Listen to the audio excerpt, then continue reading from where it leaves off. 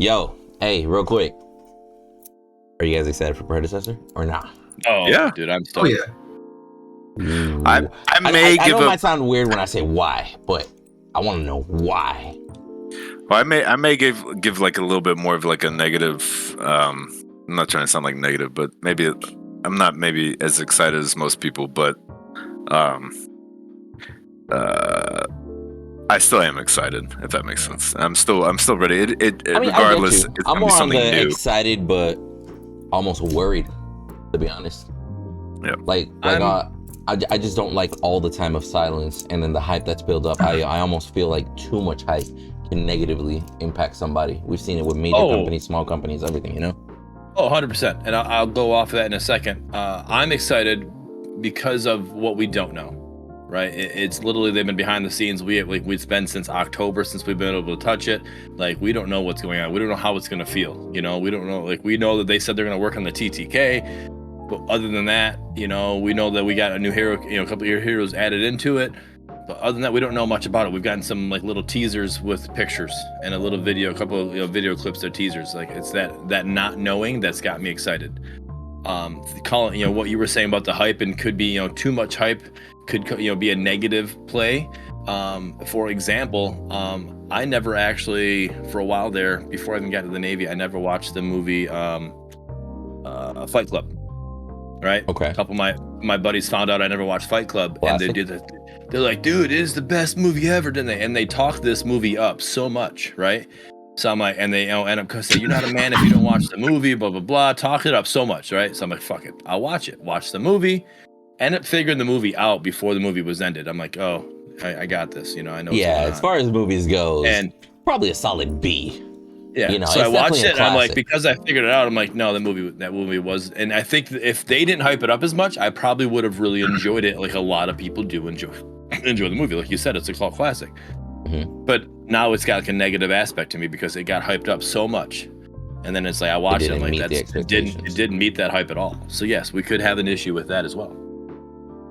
Are we recording? Yeah. No. We are? Oh, okay. Wait, okay. We didn't officially say it. Okay, cool. Well, that's the whole point. Hello. Because I was going to say, this is like, we should record this because this is interesting. Bro, you know me by now. Come on, homie. Okay. Like, well, yeah. We work a lot together, so I understood. I knew what it was. As soon as the subject change kicked in, Cooch is like, "Oh, we're in." Okay. Yeah. When he said real quick, I'm like, "All right, here we go. This is the start." Yeah. Oh, I want to add to Cooch's point because he's completely right. I feel like your enjoyment of Predecessor is going to be contingent upon your expectations, because I think a lot of people they have an idea of what they're going to play. And to be honest, from what I've gathered, like for example, I have right in front of me an interview with RG Sace in October 2020, and it's Lane Pushing Games, and he basically states that they're really shooting for around like 25-minute game times.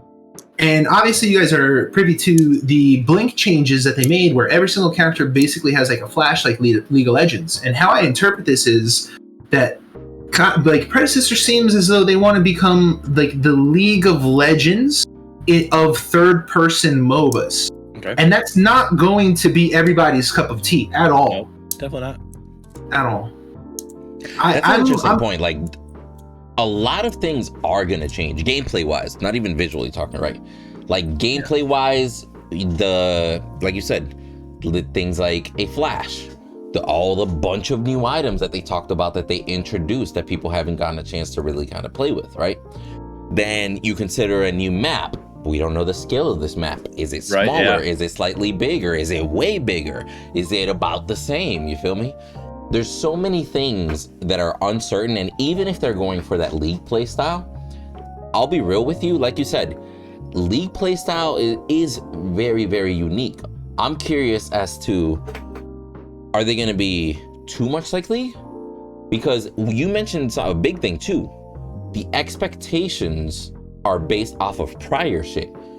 Prior to, they were widely reviewed, and everybody loved the fact that they got such a similar feeling to Paragon because of how smooth it was. Right. It is heading in a direction that makes it more similar like League, gonna cause it to be less like Paragon, which is a natural thing because now you're almost mirroring or shifting towards another type of gameplay. That makes me happy though. And for me, this is my personal opinion, right? When I played Predecessor in those last few alphas, it was a TDM. It wasn't a MOBA, right? And yes, that was the way Paragon felt before it shut the servers down. So I get it. So I get when people played it, they felt like they were playing Paragon. I understand that.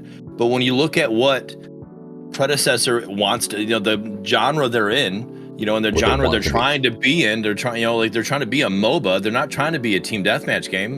That's not what it's supposed to be. So them making strides towards League, maybe, if we're looking at this like as a triangle, right? So we got Paragon and we got League, and I don't know whatever MOBA you want to put down here. If right now when the first alphas, we were hardcore, towards Paragon, right?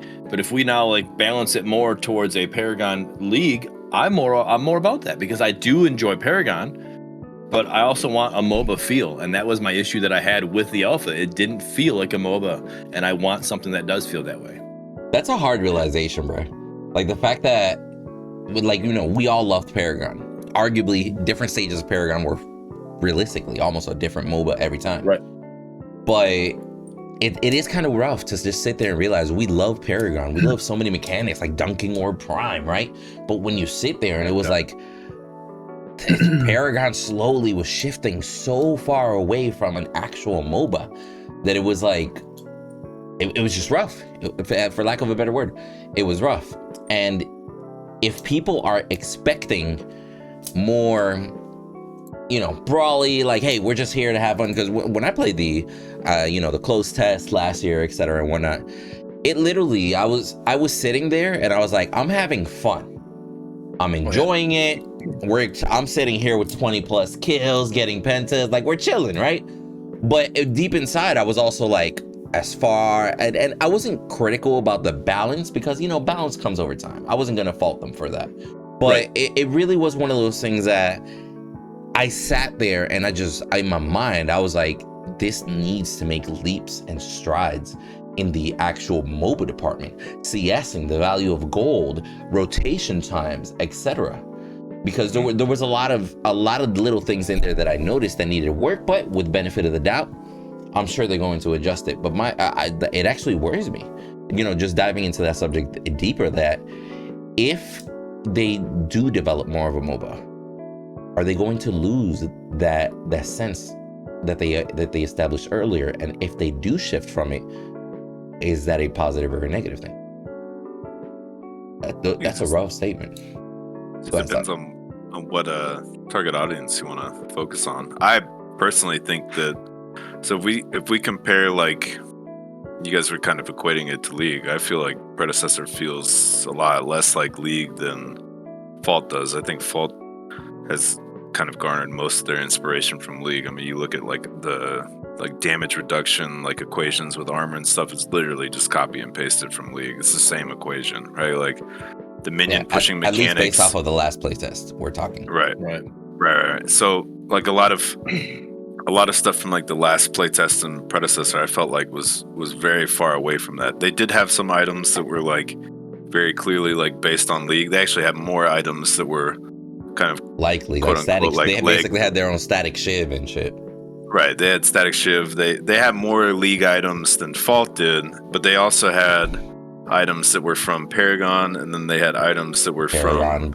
I know almost all the values were Paragon based. They had all those values from pre V42 or whatever, and they basically copy pasted those. So that might be why it felt so Paragon like. Yeah. And I know everybody. I'm sorry, Kuch. I didn't mean that. I was gonna say that. I know everybody had fun. The game, I think they've always done a very good job of how the game feels, the visual feedback, the audio feedback, the VFX, all that stuff is very solid. Yeah. They did a very good job on that. So in my opinion, they've done the best job out of any of these in those departments. Yes. I'm a little bit hesitant to like say how things will like play out because we've only ever done these like free like weekends, right? And so like anytime somebody plays a game for like 2 days, especially if it's like new and there's a lot of hype around it, they're gonna be fucking excited. You know, they're gonna be geared up, revved up, ready to go. Right? Yeah, you don't get that. You don't have time to get the wear and tear on the rose-colored glasses. The rose-colored glasses are still there and they're still fresh that whole time you get to play. So if you play it for 2 weeks in a row, now all of a sudden those rose-colored glasses, you don't like wear them anymore. You take them off, and then you get to see what it actually is. Right. Which I gotta say has been smart of them to do that. Yeah, because it has kept them in a more of a positive feedback light. Right. Because you know, even the best game ever is going to have some flaws to it. There's going to be people that disagree with something, but by just doing short bursts and Paragon was amazing, dude. Get out of here. Shut the hell up. But that's what I'm saying. Like just like those short bursts and not letting it sink in, I think from the marketing standpoint has been really, really smart because it's kept a mostly positive feedback, which is their marketing is great. But again, that worries me. Because it's setting up even higher expectations for the end result. And now we're going to have another weekend. I'm expecting the feedback this weekend to go great, quite frankly. Yeah, I think it will too. But for sure, when actual access gets granted to people, is that feedback going to maintain after 3 months of gameplay? Right. Like, it worries me that they might be building up that hype too much. And I kind of want them to plateau and be a little bit more realistic. Like, play it for a full week, for example. So they can start kind of grounding in reality, and then they know where they need to aim for next, if that makes sense. Right. No, the other thing that's like kind of hard to gauge, I know, and you touched on it too, Windu, is that like all these playtests so far have been like, I don't know how they're gonna handle. There's like a lot of things that Fault has had to go through, like growing pains wise. That you know, I'm curious to see how like Omeda will handle it, right? When it comes to like the question of like, do you allow like 5 stacks or whatever? Or right now they're keeping it to duo queue for the stress test weekend. They've kept it duo queue this entire time. We don't have matchmaking. There's no matchmaking in Predecessor right now. It's just straight up, you just queue up and you get a random lobby. So like the whole weekend when I played, like I was just shitting on people like all weekend, and it was fucking great. I had a good time, you know what I mean? But then after a while, it's like, okay, well, I'm just running around killing people, and there's not really like any strategy involved. Like all these people are just kind of like, you know, they're just not really doing it for me. You know what I mean? Like I want to play. There's no matchmaking for the stress test. Yeah, there's no matchmaking. So that they didn't like quote unquote confirm it, but some of the mods were talking about it earlier. So I'm assumed that there's no matchmaking. I want to go back real quick before we get too far ahead. We're gonna. So Windu asked about you know, the changes. Are the changes going to be too dramatic, and are we gonna like basically lose the player base because of these changes that we're making? I don't know the answer to this, and I'm wondering because I felt like with Paragon, like you were making the statement with Paragon, like Paragon started off as this, and then this version, there were so many different versions of Paragon. But I don't feel like there was a huge drop-off with all those changes. People were still loving the game and still stayed. And there was people who did drop off because the game did make some drastic changes there towards the end. But was the drop-off, I feel like, just an outsider looking in and not knowing the numbers, I feel like those drop-offs weren't that much. So I think if the player base is that loyal, I don't think we're going to see that much of a drop-off because of the changes that we're seeing. I mean, it's rough to hope for a loyal player base that's only gotten to play it for a total of 3 weekends. You know, I agree. Like right now, player base, like loyalty is based off of perception, and if that perception shifts, is there loyalty? It's a weird spot to be in, to be honest. Definitely. Which can I say? Yeah, J-Pie's cogs are spinning. He's all stoic and silent over there. No, I don't want to cut anybody off. Dude, jump in. No, seriously, that's what me and Windu work. Jump in. We'll talk all day if you don't cut us off. Go. Yep. And I mean, you guys bring up a lot of points. I completely agree. We're only going to be playing for 3 days.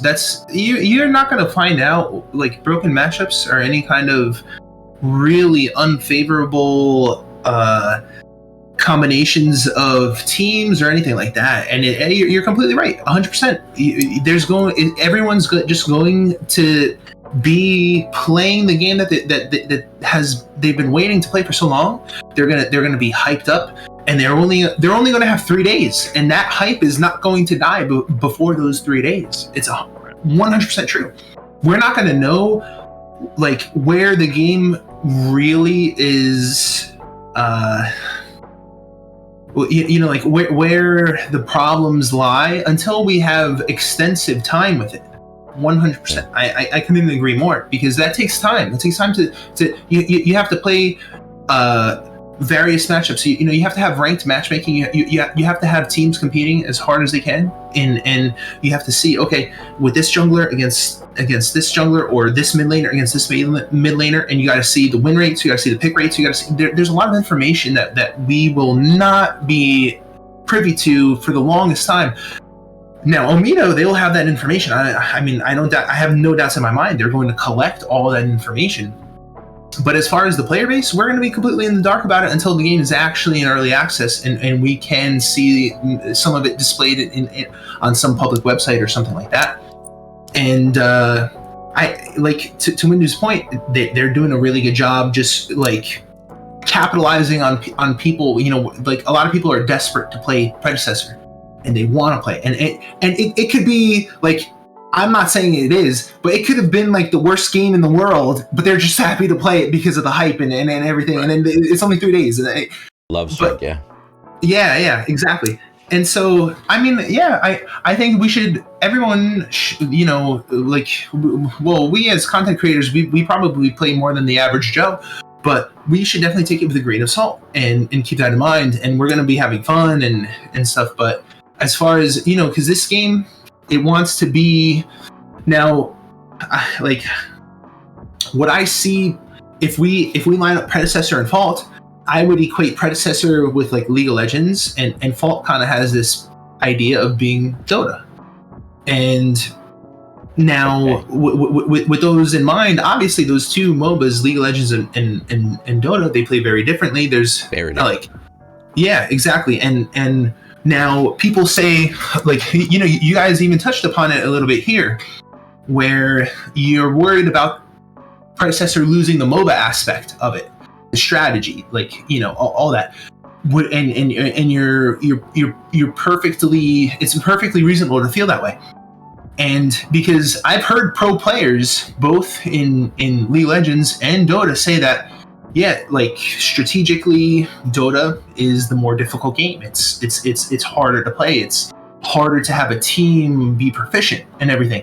And League of Legends, now that's why I feel Predecessor is trying to be the League of Legends of third-person MOBAs, because League of Legends is like all those YouTubers. Everybody fits in, regardless. Yeah, exactly.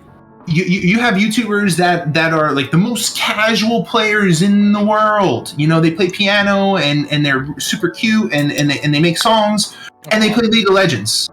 And they don't play Dota, they play League of Legends, because it does have that casual appeal. It does have the widest appeal. And I do see Predecessor trying to make strides to fulfill that role in as far as a third person MOBA goes. Yeah. That's an interesting point. So you bring that up, and I didn't even think about it looking at it that way. Dota being more of a strategic way, a little harder to understand, you've got to work together as a team more. Yeah, Dota's definitely the try-hard of MOBAs. By all means. And then League of Legends being just more flashy, enjoyable, do what you got to do. So when I look at them, when I look at Predecessor and Fault, I look at Predecessor being a Paragon twin, right? And I look at Fault trying to not be a Paragon twin. Like they're trying more inspired by League, and they're trying to be more of a League, because you like what Sock was saying. You look at some of their items, it's almost like copy paste with their items. But like when you're comparing the place, I get that. That's the first time I've ever seen that explanation, and that makes sense to me. Like I can see how that point of view they work that way, and this first time I've heard of that description. It makes sense. Just to chime in, I do. So I don't necessarily agree, J-Pie, too much, but I do in a sense. But I think that both of these games are actually very much drawing inspiration from League. It is the number one MOBA right now, isn't it? Am I wrong? Yeah, it is. Yeah. Yeah. I think that I think Fault is mainly, and not really looking at any other MOBAs, drawing their inspiration from League. Like I said, like pretty much all of the formulas that they use for the game, like the mechanics, almost all of them are copy and paste from League. The characters are different. The items are somewhat different, not really. I mean, Now, I'll be honest with you, bro. There's a lot of characters, like, I don't want to veer into Fault too much because this is mainly Predecessor video, but you can grab characters like Sparrow, and then you can sit there and try and convince me that she's not Misfortune, but I'll call you a liar. Yeah, she's got a lot of similarities in some ways. Yeah, I mean, I agree, but like her Q and her ult are like kind of similar. Except one's mobile. She's a broken Misfortune, basically. Yeah. But then so I think the Predecessors also, they've got, like I said before, they have more items in their last alpha that are the very last one, like in October, September. Yeah, the last, they're literal copies. But then they also have items that are copies from Paragon, and then they have some that I'm fairly certain, if I remember correctly, are from Dota. Those are the ones that are from Dota are like the least. They don't have very many of those, and that's fine. Obviously, you can't really do too much with items. All these MOBAs already have all these items already like established. But where I do agree, J-Pie, is that I do agree that Predecessor so far has appealed largely much more to the casual player base than Fault has. So I think that they have the corner of the market there when it comes to the casual player base, and they will do, without a doubt, on release date and these weekends, their numbers are going to be way higher than Fault's have been, like without a doubt. That's just not, it's not even an argument really at this point. But fuck, what was I going to say? I got a subject to bring up here. You're done, by the way. I just noticed something interesting looking at this picture that's in the middle of our screen here. But go ahead. I just had a complete brain fart because I'm getting old. If you're thinking to come back to it, no big deal. I mean, we'll just hit it up. We can come back. But so you guys remember original alpha? I'm not talking about the last one. I'm talking about last year. OG. We did not have Bellica and Steel, right? Right. Those were characters that were added after the fact, almost like a year later, right? For like that summer alpha trend that they were coming back around. So real quick, just to make sure we understand what one you're talking about. You're talking about the one that when you would shoot, like you had to you had to shoot forward because you had to all right. Because that one with the timing was so bad. Yep, gotcha. At that point, there was no Bellica, no Steel. Right. About a year later, a little bit more than a year, like a year and a couple months, like 4 months or so. They came out with Bellica and Steel added to the roster. They look dope, perform great, right? And then now I'm realizing about a year later, we got Kalari, Drongo, and Howitzer confirmed. That kind of worries me a little bit as far as, and I'm sure that's something that they'll get better at, but Predecessor's been known for being perfectionist. They got to get the animations right. They got to make sure everything interacts properly. That Murdock push has to be flawless. Does that mean we're only going to get 2 to 3 heroes a year at best? Because of but that's what, if you're a perfectionist, that lowers production time. Yeah, I agree. I think they've got some stuff that's already done. They just haven't. They've already finished a lot of stuff. They just but that proves my point. But that proves my point. They might have finished a lot of stuff, but because it's not perfect, they might not want to release it all just yet. Because if they wanted to flex, I'm sure they easily have the potential to be like, hey, it's been a year, 6 new heroes, get at me. But they might not be perfect, and they want to keep that image of perfection and flawlessness. I think that's what the difference here with Pred, though, is when everybody, we talk about the comparison of Pred and Fault and how the feeling of Pred was. When you went into Pred, and we agreed that the feeling of when you played it was smooth, and the looks were great, right? But you have to do all of that. You have to have that perfectionist. You have to take one and not have the other, right? So when we're like, the map is looking great, the game's feeling great, but we're only giving you 2 heroes a year, right? So, and now I think now that has, and I'm going with Sock here, now that has been kind of refined and we're in a good spot with that, now we can start working on the heroes, hence why now you have 3 instead of 2 in this year. Which does show progress, yeah. Show progress, shows improvement, and then we're just going to keep going and we're going to get in a better spot. I think that they already have stuff that's like already done and like done. They're just holding it, you know. I mean, it's like holding your cards or whatever. You've got some stuff. You don't need it because this is what we guaranteed for the stress test, right? This is just a stress test. This is not. Right. This isn't even an alpha. It's nothing. This is a stress test. They want to make sure that we can spam the servers with all these accounts and get them playing all at the same time, and we're not going to have any issues with that. That's what they want to figure out. That's what this weekend is for. In 3 days as possible, And then, however long it is, when they drop early access, we're not worried about servers. We know our servers are good. And then when they drop early access, here you go. Here's 8 more heroes. That's just a number I threw out my head. It's possible. But I mean, that's something. There's like, hey, here's some candy for you while we're doing a stress test. Because they easily could have just gave us that same green bar and we would have done the stress test with it, no issues. But here you go, here's some candy for you, and then we're going to give you more early access. That's a good point in perspective, because you got to be mindful. They're in a really, really good spot to where they don't have to show all their cards. They literally could have just added 1 more hero and still would have been in a good spot as far as perception goes. What were you going to say, Sock? I remembered my...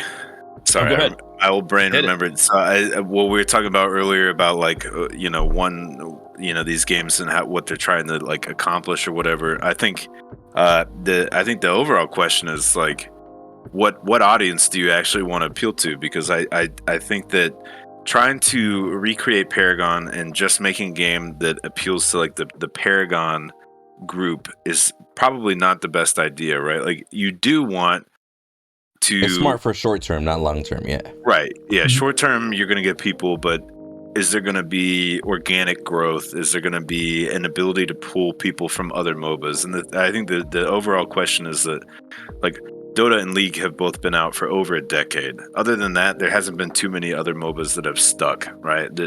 Smite is like the only one that comes to mind besides those two that has any sort of player base whatsoever. The big 3. So, right. Mm-hmm. So, do you want to create a game? In my mind, you don't want to do this. In my mind, you don't want to recreate Paragon exactly how it was, because then, I mean, that game died, right? So, like, you're gonna recreate a game. It died for a reason. It had limited growth. Died. Yeah. Right. Yep. So that's not a good idea. So I think that both these companies that are pulling from these already like established games or whatever is a perfect idea. Hopefully, in my opinion, and I think that's the beautiful thing about it, is because like people all the time like to talk about how like, oh, MOBAs are getting stale or whatever, and they're not really. I mean, League is always on the top of even Twitch. Smite. You know what I mean? Smite's dropping new shit all the time. Right. Smite had the Teenage Mutant Turtle twins. That was like, it almost pulled me in. Like literally, I was like, ooh. You're like Sunday morning cartoons, baby. I remember. Right? Like, what do you mean, bro? I play Smite like twice a year, and I still went into buy the skins. Yeah, and even I didn't, but I was almost there. I literally was like, oh, you gotta be kidding me! Like, really? Pulling those heartstrings right there. There are actual Smite skin collectors that collect skins and sell accounts. It's huge. It's huge. But in my opinion, Smite as a game, visually, ugly.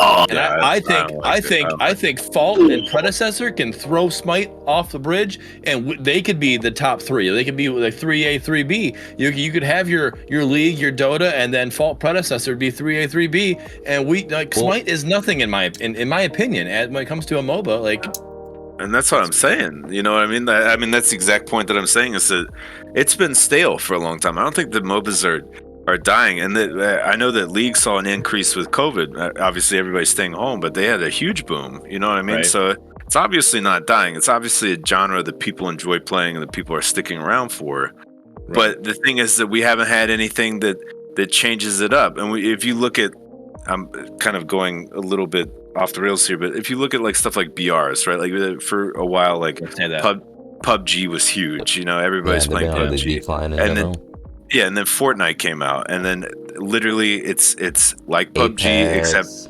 except and Apex did the same thing. Fortnite came out, it's literally a BR, but you can build stuff. And Apex came out, it's literally a BR, but your characters have like abilities. Yeah. So all you need to do, in my opinion, is create a game that follows basically the same formula that all these other successful games have, like a 2080 established. Right. But then add your own little twist. And in my opinion, the 3D aspect of it adds that twist, because as somebody that didn't play MOBAs before Paragon, I feel like Paragon, the one thing that it did really well was bridge the gap between people that only played shooters, you know, or only played like third-person games, never played any MOBAs, and all of a sudden you've got this third-person MOBA where it requires aiming and there's verticality and all that stuff. And when I played that, I was like, hey, wait a minute, like this is really cool, you know, and it was very different from anything that I ever experienced. So I think it did a very good job of bringing in people that didn't necessarily play MOBAs, but Paragon did a bad job at bringing in pre-existing MOBA players and getting them to stay. Too unique. Right. Well, and it was a mess too. So I mean, I think that if you follow these blueprints that these two games have established, and then, you know, the third person perspective, that stuff like that really, in my opinion, should be enough. And it's a perfect window right now, because like I said, both of the heavy hitters, Dota and League, have been out for over a decade, and people, you can only play a game for so long, even if they're constantly updating it, it's still the same game, you know. So people get tired, they want to try something else. You see a lot of League content creators like I'm a Cutie Pie or like Void Boy or other ones that have kind of switched gears and gone to something else. So I think that they have an opportunity here. So don't fuck it up. That's all I'm saying. You know what I mean? Yeah, I think the stress test is also smart, because we've seen with multiple games, and it's been tried and tested in the past. You can pick Call of Duty or any other game you wish, that games that decide to do like weekend events for like 2 to 3 weeks in a row and then release the game are oftentimes better performing than a game that just drops. And Call of Duty's made those mistakes too in the past, where it's like, hey, Call of Duty came out this day, the servers were down all day because they fucking crashed it. They weren't ready. Right. So it's, I like the fact that they're doing a stress test, but then my brain just goes immediately to, how many stress tests are we gonna get? Are they literally just gonna give us a stress test every 2 weeks until the end of the year? Are they gonna give us like one or two and then be like, you know what, surprise, motherfuckers? Like, or is it gonna be like stress test and then just go quiet for another 6 months until the end of the year? I think end of August. End of August, I think, is when it's coming. That's what I was thinking too. You think so? Like 30 days or so? Do you guys think August? Wow, that's early. No, I disagree. I now, Windu, they're not going to give us more than one stress test. This is going to be the first and last. That's how I see it. And I honestly think that they're probably maybe going to release, my estimate is maybe November, because they're going to take a lot of the feedback they get here. They're going to work on it for a little while and try to polish it as much as they can. And just, that's going to be the early access release. I mean, don't get me wrong. I hope that it comes out. I don't see it though. Go ahead, Windu. What I was going to say is, you're good. What I was going to say is, I'm more with J-Pie, because quite frankly, they're too much of perfectionists to just give us one stress test and be like, we got a shit ton of feedback. Fuck it, really release it next week. It's, I don't think next they're week. Go No, we said end of August. We got release it in 3 weeks. That's the amount of feedback that comes in such a short burst from so many people. Even just sitting there filtering through all those messages is probably going to take a week alone. I get your point, and your point with how they are makes sense. All right, and what I wanted to add with that, I do believe in a positive stress test, right? So we do the stress test and we know we're good. We don't have we're not noticing any server issues. We're good. Everything just went great, right? Let's say if we're gonna grade the stress test, it went A plus, right? Best case scenario, we're gonna get the game in August, right? Early access, mid towards end of August is where I'm thinking that's gonna happen, right? Now, if we're having issues, if we're noticing a high frequency of bugs on top of server issues, on whatever, then I see this is going to be postponed farther than what they were thinking. But as of right now, in my opinion, when they're saying, "Hey, we're doing a stress test," a server stress test is what we're doing. We're not doing. Well, they didn't say server stress test. Worth mentioning. We've assumed. You're right. But what they've said is a stress test. It could be just stressing out the servers. It could be stressing out their game in general, because you're going to have everywhere from PCs that are going to push it past 100 frames to PCs that might barely get 30, but they're still going to play it. There could be a lot of things that are being tested, which they are going to test for a lot. You feel me? Right.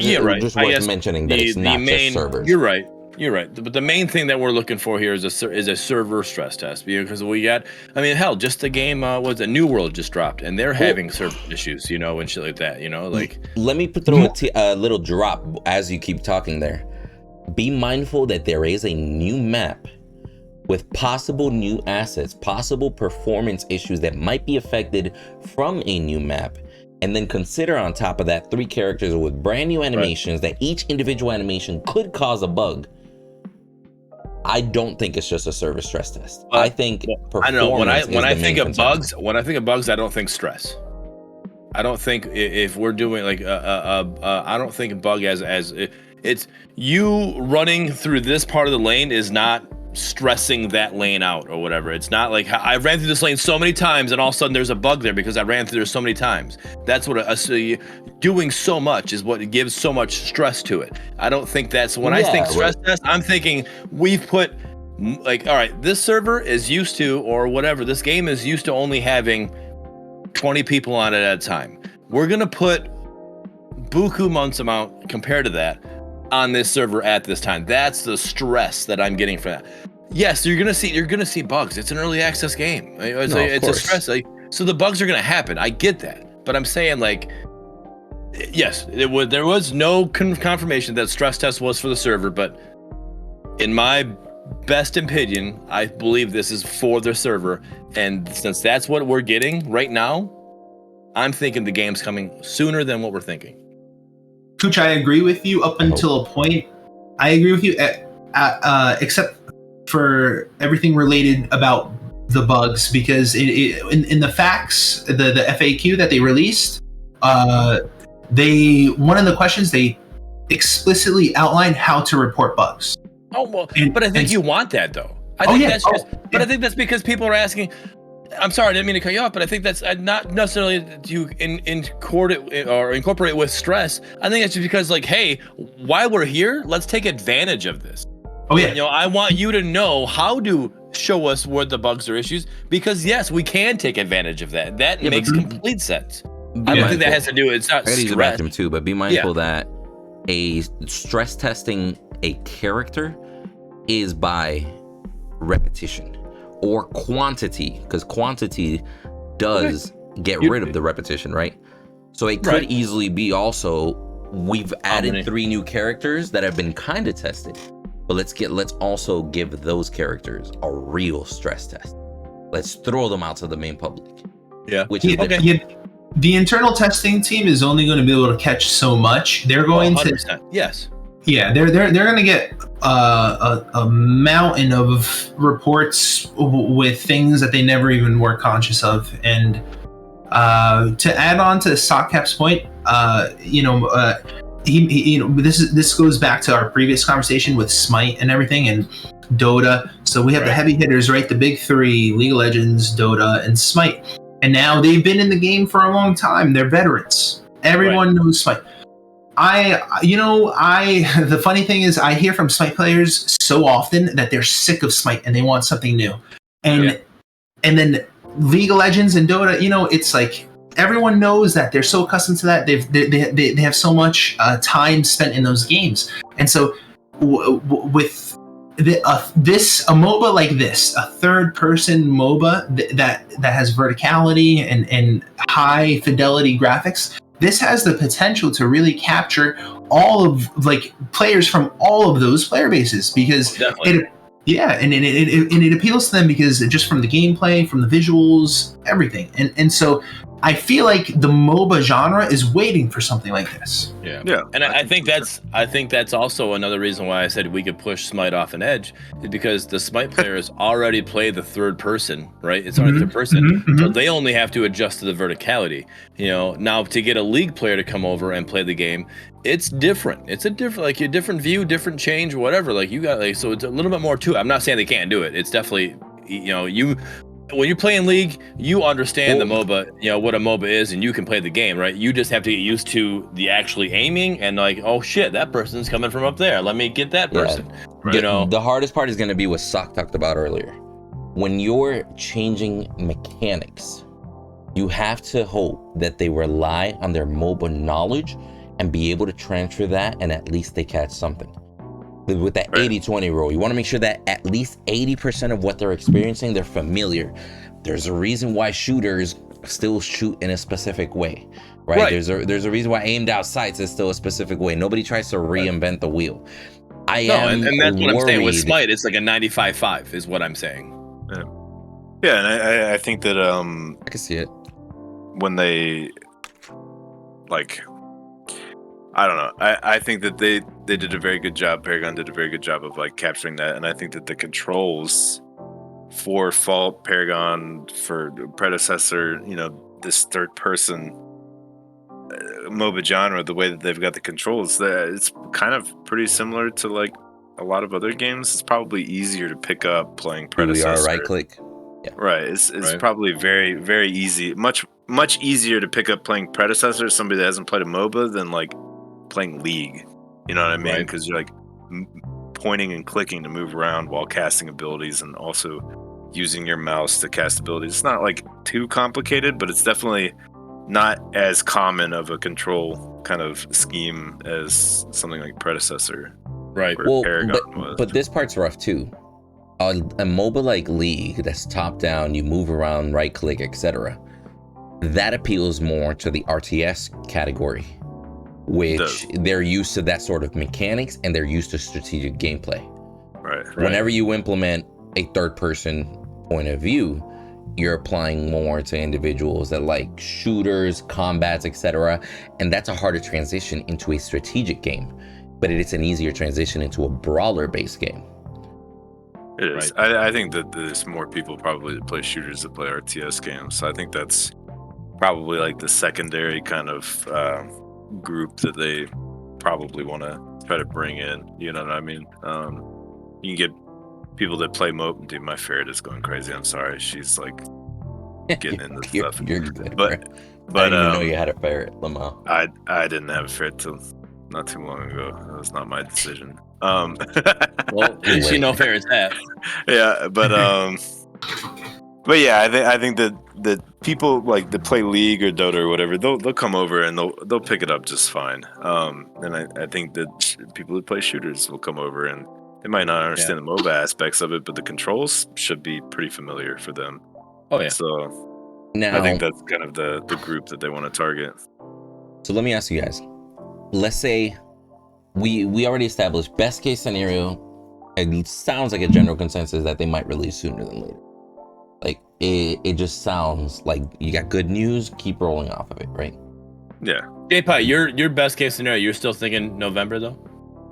Yeah, that's what I think. Because late August, you November. Okay, I want to kind of have an idea, consensus where we're at. What are you thinking? What are you thinking? Here's my thing. I still remember the reply that the community manager did to J-Pie's question, and the reply specifically said, "We are still on track for a 2020 early access." That means that if there are hiccups, they might not be on track for a 2020 early access. Or 20. You mean 2021? I mean 2021, my bad. For 2021 early access, yeah, my bad. I don't want to go back to 2020, dude. Let's not say that, dude. That was a bad year. But they said they're on track for 2021 early access. If there are hiccups, it could easily push it back. It was a very smart way to say it. They didn't confirm whether it was going to be 2021 or 2022. Covering their asses, I completely understand it. But here's the thing. I'm always going to plan for the worst, hope for the best, right? Yes, that's a model. I'm not gonna get my hopes up that this game's gonna come out next month or even this year. My best case scenario, we'll get it before 2022. That's it. There's a reason why I picked November, and it's because of this. It'll give you about a month to a month and a half before the holidays, so they can open up early access.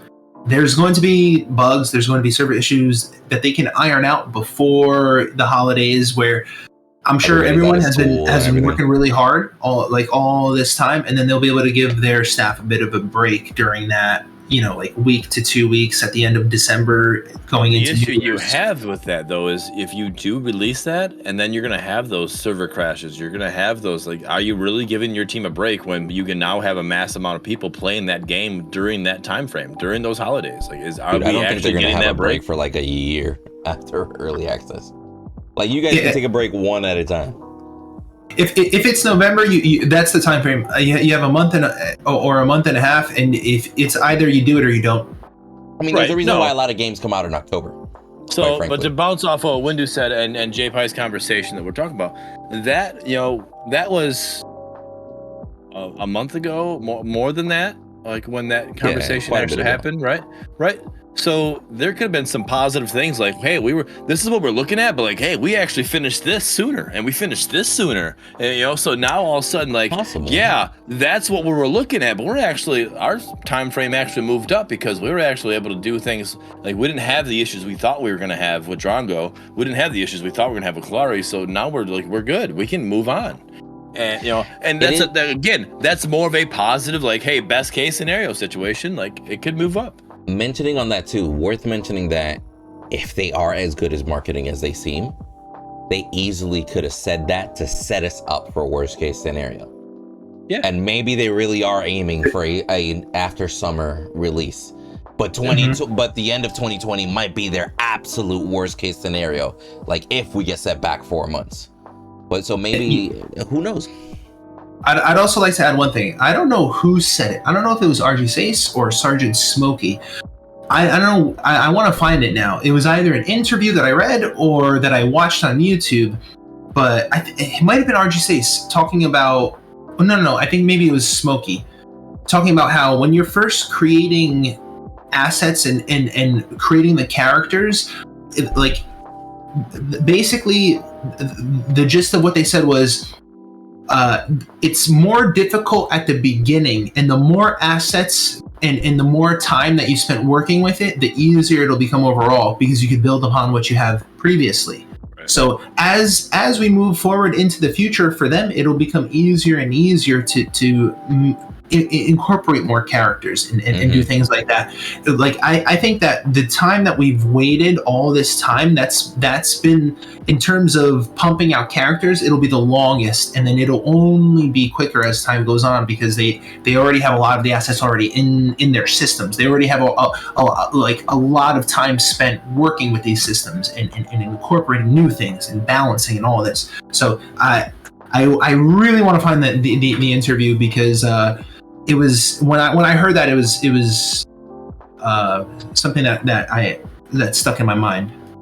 I agree too. You're gonna, not only are they gonna build up upon the blocks that they've already put down in the game, but all of the people that have been working on the game so far, it's been a learning experience for all these companies. You know what I mean? Right. None of them.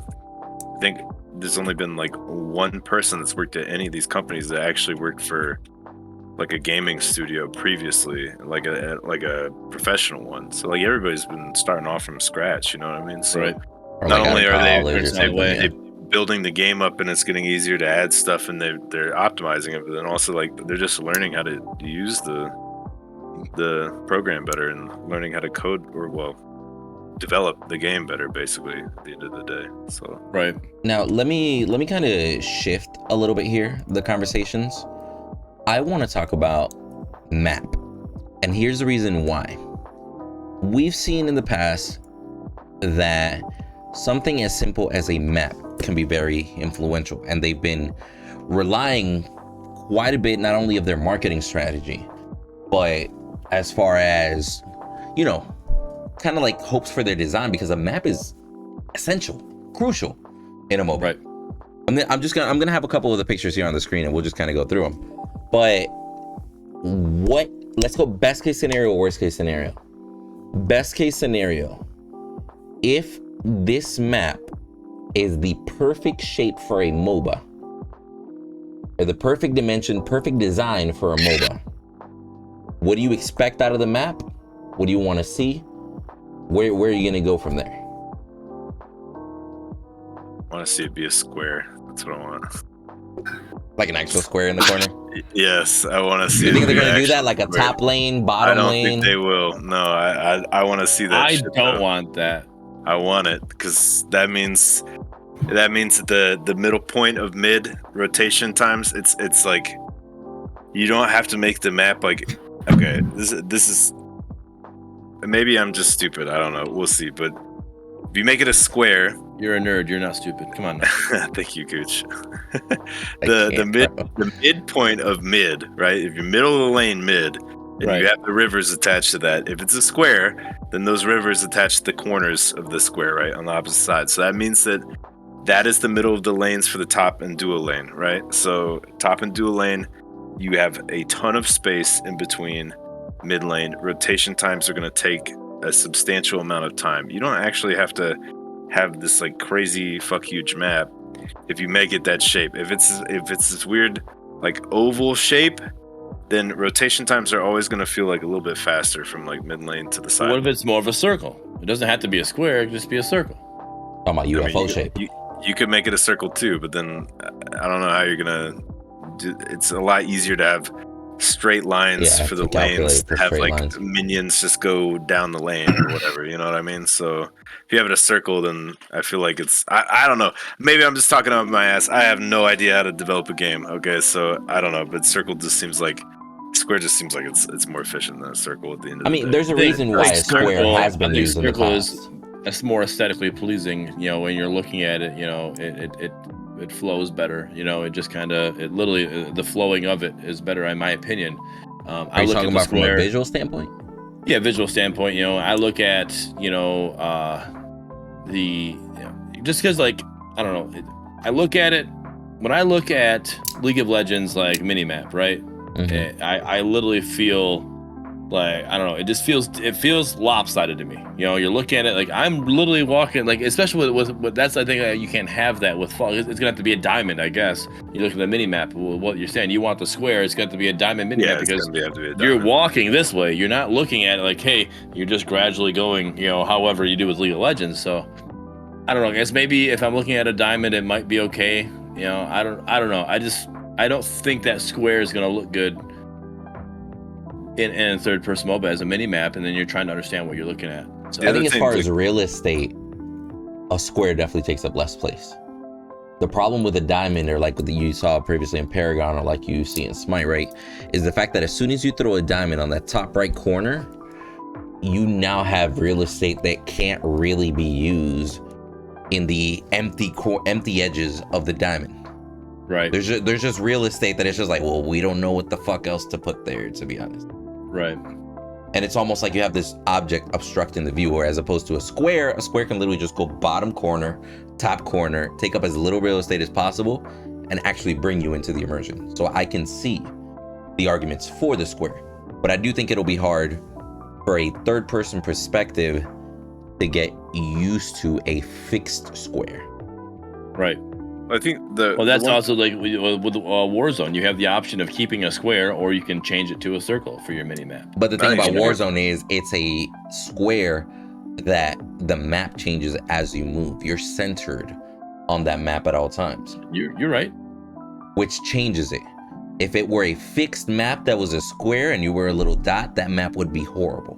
No, I'm just talking about the fact that the ability of changing from a square to a circle is still a little more, you're not losing as much, you know, space there. You can make that work, you know, and you're only losing a sliver on that edge when you put that in the top corner or bottom corner, wherever you put it for that mini map. You can definitely lose less real estate in a circle aspect of that instead of it being a diamond.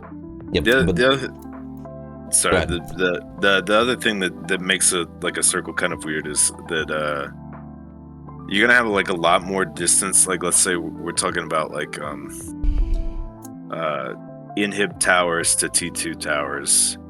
Like the side lanes, if you have it as a circle, are going to have a lot more distance between the inhibs and the T2 towers than the mid lane will. Because the mid lane's a straight shot up like through the middle, right? If that makes sense. So like if you, because I think if you can draw a line, if you can basically take that circle and you can draw a diamond in that circle, it's gonna be, you'll be fine. You're gonna get your same crossing points or whatever. You'll be able to get what you want out of there. But it's, you know, when you're looking at it and understanding it, you know, HUD wise, I think that'd be better. You won't though. Is the problem is because There's like something gonna get cut out. The creeps are gonna come up mid, you know, to set, unless you speed up the creeps on the side lane. But I just feel like that's gonna be weird because if you have a diamond or whatever, you know, you have set lanes. You have one coming up the middle, one coming up the sides. These creeps come up the side and they like cut over. But if you have it like a circle, these creeps are gonna have to take like a weird path, you know, and they're gonna have to go even further out and come back in. And you're also just gonna have more space in between, like I said, the inhib towers and the T2 towers. The one thing that's kind of nice about a square is that once you take like all the T1 towers, that everything kind of becomes like compartmentalized, you know, kind of towards their core or whatever. So you gain the towers have like kind of more of a dramatic effect, at least in my mind anyway, because you're taking more kind of area of the map when you take the T1 towers. And at that point in the game, it's going to be a lot more team fights anyway. And if everything is closer to the core, and if you win like a essential team fight or whatever, you're going to be able to get more than likely off of that. If it was like this weird, like kind of circle shape, it's going to be harder to like push the side lanes and get the tower. The towers aren't going to like, if you make everything like match up on a circle, right? If you make the mid lanes here, you know, you have the tower here, towers here on the side lane, towers here on the side lane. These lanes, you gotta kind of, they come out, and it's just gonna be like very, I don't know if I'm explaining that right, but like what Saga's trying to say is when you mess with the dimensions of the square, you start putting in way too many variables that you have to incorporate with travel time, minion speed, and normal movement speed, how blinks are going to be affected, etc.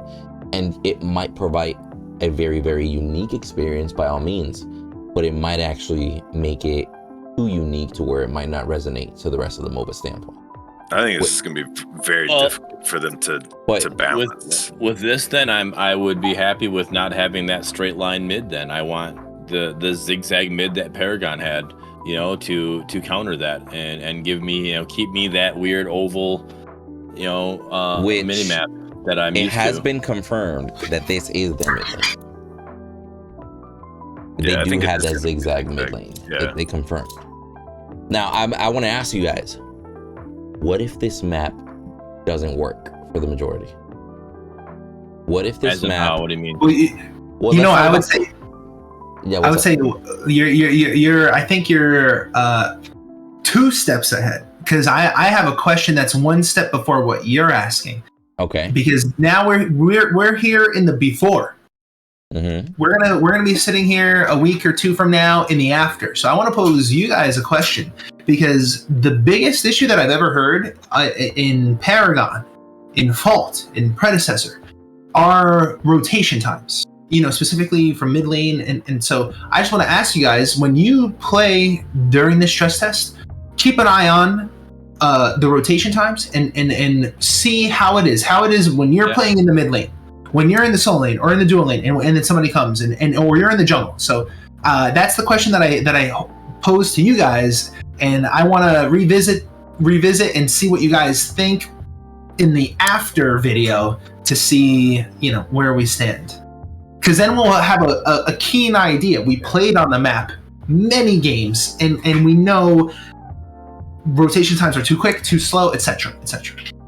Before we get too far down this rabbit hole, and I agree with that question. I something like literally I posted on Twitter, like I want to know what the viewers, what they want to see, you know, like, and you know, like, what are something you're looking for in the stress test. So I get that, and that's a great question, because that's going to add to the TTK, you know, as well. You know, that rotation time, a longer rotation time, you're not going to have as fast as TTKs and stuff like that, because or death ball-y feel. But something I want to bring up, and you know, because again, the whole point of this video was to kind of talk about what we feel before stress test, and then we go from there. I felt like I love, like, I got to know Sergeant Smokey like on a different level, in my opinion, because of he would stream the development of the game. And I could be wrong, but I'm pretty good at sticking on Twitch. I don't know when the last time he was able to stream and do that. I feel like it's been quite some time. Ages. Right. I feel like ever since they became an official corporation, like an official company, he hasn't done it. Yeah. And I don't know what, like, like best business choices, if that's a good thing, bad thing, or whatever, because like I don't know. I'm literally just a content creator that has an IRL job that I do, before this, and I come home and I play video games, right? That's where I'm at. So I don't know when it comes to that, brother. But it gave him popularity, though. Exactly. That was one of the big things about it. I love coming in, and they'd be come in and see him work on things. There would be things he would do like off screen. You wouldn't be able to see it, He'd make these changes. Okay, now, hey guys, what do you think about this? What do you have that? And I loved the community, role, ability to be in that, and maybe they don't want to show us the map, but could they not still stream some things with the old map and kind of show us like, hey, this is something we're working on. What do you guys think about this? Like, I just wish they would have kept that. Like like we literally went off like for a long time with no information. Well, yeah, but you got the random announcement here and there, like, hey, we're gonna add passives. But I will and then say all of a sudden that was intentional, and I think that might have to do, the success of the silence has to do more with the why they pulled back from showing so much. Because I had personal conversations, and one thing that got pointed out to me that actually makes 100% sense is the fact that, hey, we're so quiet. As soon as we drop a video, we got tons of motherfuckers making 10-15 minute videos about a picture. Right. Yeah. So why would we show you so much if we can get you to talk that much off of one picture? I think Cooch just misses laying down in his bathtub like, yes, develop this game for me. I told you that in confidence, Doc. I can't. He's drinking a beer, yes. Look at the progress. I can't wait to play this game developed specifically for me. Windu just laughed. He said, this is weird. He just took off. But yeah, I mean, that's where I feel like, all right, maybe a step back. I get taking steps back, but like I felt like we went from like, hey, you're getting all this information to nothing. Literally we shut the door and we locked it, and now we're gonna slip you information through the fucking mail hole that, like, here you go. Here's a picture to tease you with. That's all we're giving you. Yeah, you're right, Cooch. And if I had to explain it, it's because for them the game has changed. When they were having those very personal, community-oriented dev streams where it was just a one-on-one with Smokey, they didn't have all the funding that they did. They didn't have the epic grants. They didn't have all that money behind them. So they were trying to really reach out and appeal as much as they possibly can. And then once they actually got that kind of backing, it's kind of like they with what Windu said, the situation has changed. And I personally agree with you. I feel like I would love to see that again, like Smokey be on there. But now since it's a different situation, they kind of want to like tease as little as possible, and it's milk the cow. Yeah. What? Milk the cow? Milk the cow. I thought he said smoke the cow. I was like, yes, bro. They want to smoke like, the cow. Pull out the 50 cow. Like, I'm all about barbecue, man. But I've never heard that phrase before. Smoke the cow. I'm like, hey man, let's smoke some brisket. I'm all about it. But what? I'm confused. Before we go on to what Windu's saying, I do want to go around the table here and ask, what is one thing you guys want to see when we get in this test? All right, I know Windu, Sock said he wanted to see a square map. Square map. But I mean, that's where you're gonna put your flag. That's what you want. Big square map. That's what I want to see. I want to see the side lanes. Nothing else. Just square map. I want to see really the want side to play lanes. only on a map. Yeah, I want the side lanes to go out straight and then like that. You know what I mean? Just 1080 by 1920, degrees. just map. That's it. Big, okay, got it. Big map. First of all, that's a rectangle, Cooch, not a square. Yeah. But- Good point. Good point. You're right. You're right. But I was just trying to get Go ahead. No, J-Pi, it's what do you want to see? What I want to see are voice comms. That's what I want. That's what I want. Seriously, that would be incredible. Like Dota-esque voice comms. You get into the game. Hey, what's up, boys? How are you doing? And then you have some idiot saying like, okay, fucking muted. And then you just, hey, what's up, everybody else? Let's have a good game, guys. You know, like. All right. So that's what you want to see when we go into the fest. You want to see voice chat. Yeah. Absolutely. It's a great opportunity to test it. Although I don't think that they have it. I think that's like probably something that will come in the future. The back burner. But yeah. You actually think that's going to happen? I'm okay with it, right? I've always been the person because I'm a PlayStation guy, right? I only built the PC to play the pair of zombies, right? So I'm a PlayStation chat guy. was normal. This guy's a Chad. This guy's a Chad. So I like in-game chat like this is like for you. I wanted the in-game chat. Like I want to be able to talk to you, right? So not everybody has Discord either. So you can't just, and you're not like, if you're gonna queue up solo queue, you're not gonna find all 4 other people on your team like, hey, join my Discord. Hey, join my Discord and get on comms together. Yeah, who wants to join somebody else's Discord, dude? Right. Go through all that trouble. Some random's Discord, exactly. So like that voice comms. But if I have the ability, because Windu wants to flame me because I'm literally trash, fine. I want to mute him because I don't want to hear him talk. You know, like it is what it is. Like, hey, give me that ability. I want voice comms. But like I am the minority in this situation. Me and J-Pi agree on this, but like everybody else is like, no, that's too toxic. Don't ever put it in the game. No. If you put it in the game, I want nothing to do with it. But wait, before you get your Lee point, has voice comms. Yeah, because the thing is, it helps foster community. That's the thing. It helps foster community, and it helps players connect on a completely different dimension. Raise your foster. It's gone. That helps foster. Helps foster community. Helps foster community. But that's a great point, because whenever you, like, I'll be real with you, most of the friendships that I've ever made in video games was because I actually talked to somebody, vibed with them, and it's like, you know what? You're a pretty chill guy. Join my Discord, bro. Let's hang out. I'm at. That's where I'm at. Like, I was playing a game. I was playing I can't remember the game it was. It was some toxic game, right? I was literally, as a streamer, I was getting toxic people coming in my chat.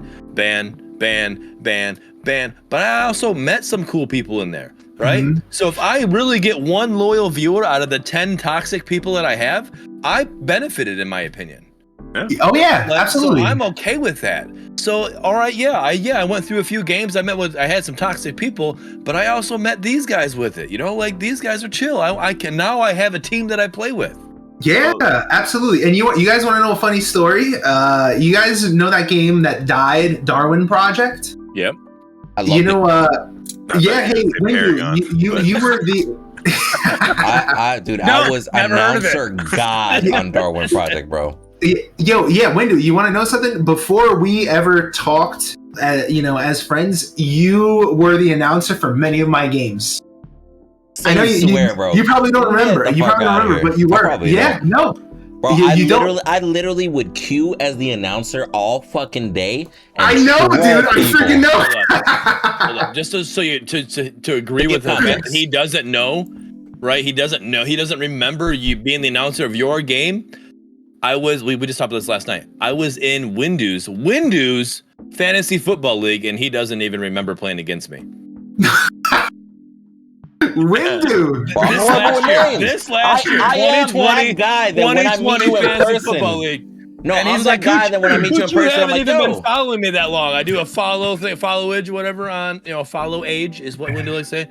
On his channel, I've been there for fucking 2 years, over 2 years. I'm like, don't tell me I haven't been following you. Get your ass out of here. Hold on. First of all, I totally am that guy that when he meets you, he's like, what up, buddy? How you doing, pal? And then as soon as you leave, it's like, is his name Brandon or Chris? I don't remember his name. I've seen him I see him every day. I don't know his name. That is my brother's name and my name, so it's really weird that you literally pulled those two names out. I'm like, what? So let me ask J-Pi, since you mentioned voice comms and you talked about fostering community, at the core of it, let me ask you this: like, J-Pi, why do you stream? Why do I stream? I mean, Foster it's community. a outlet for my self-expression. Okay. Okay. Cooch, why do you stream? The community.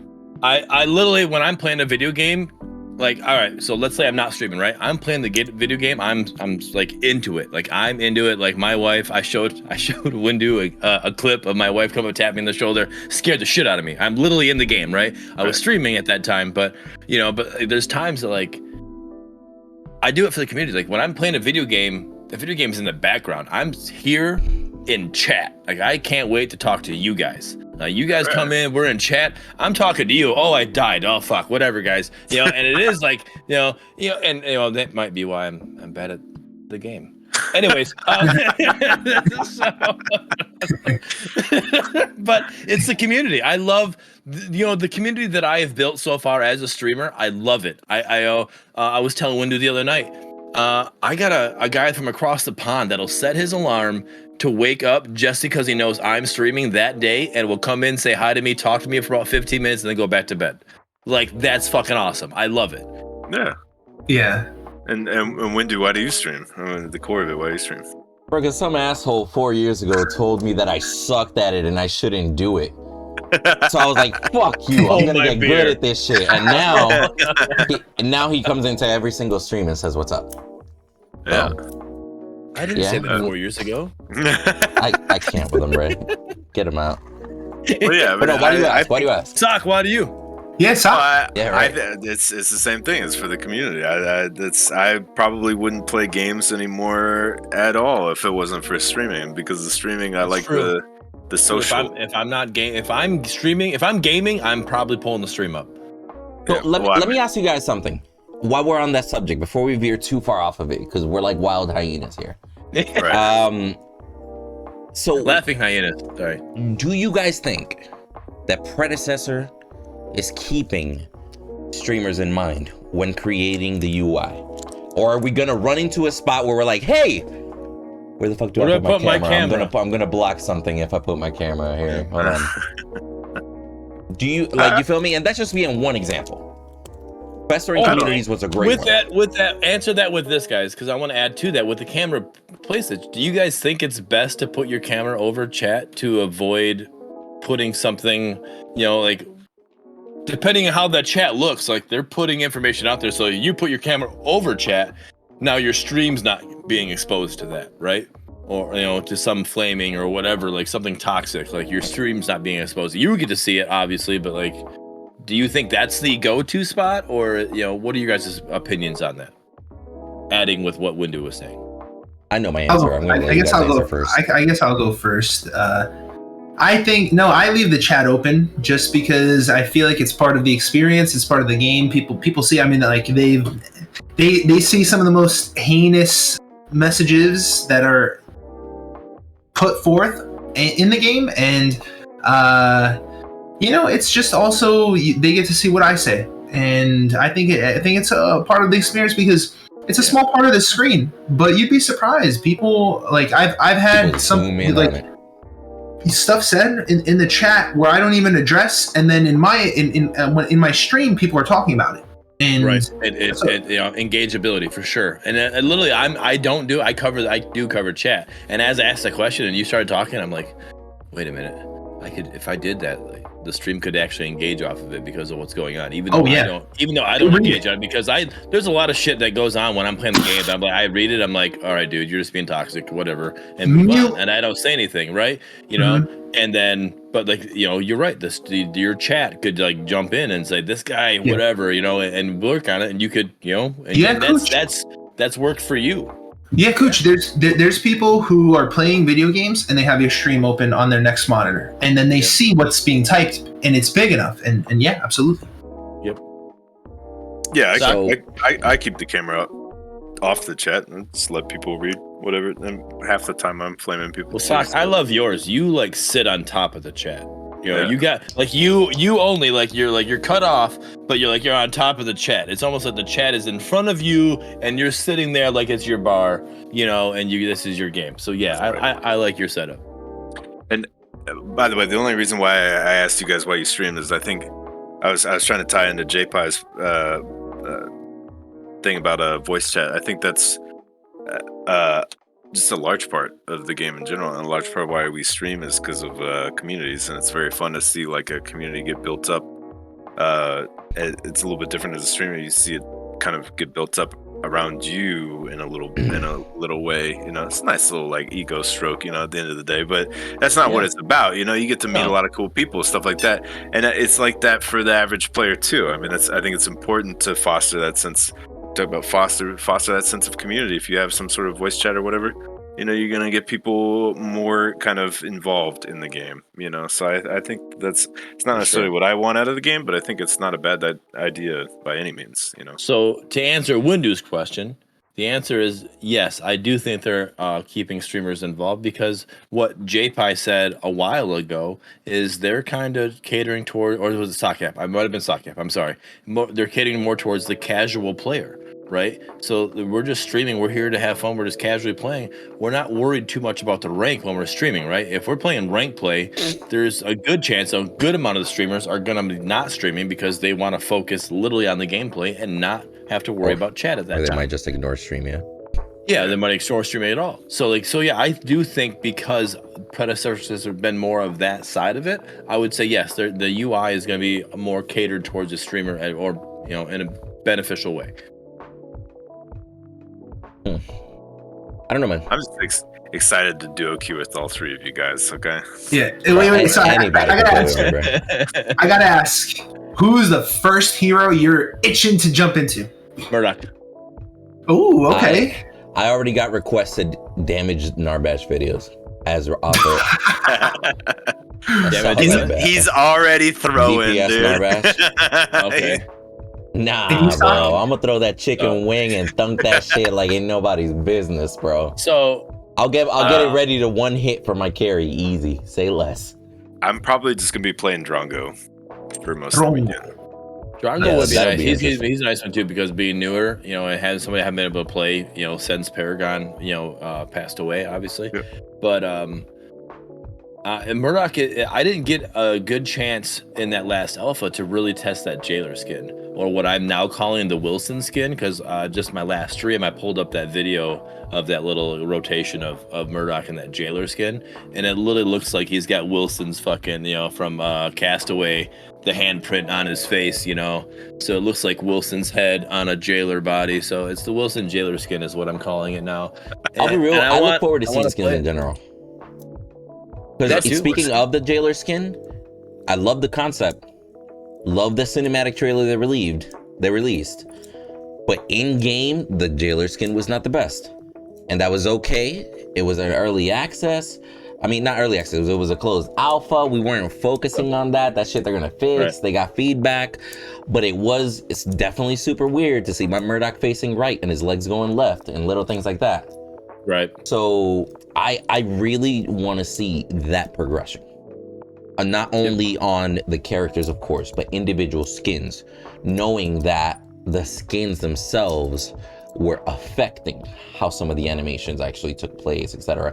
As I'm sure, you know, building games, it's like Lego blocks. If one of your Legos is now like out of sync or missing, it might cause some issue with the structure.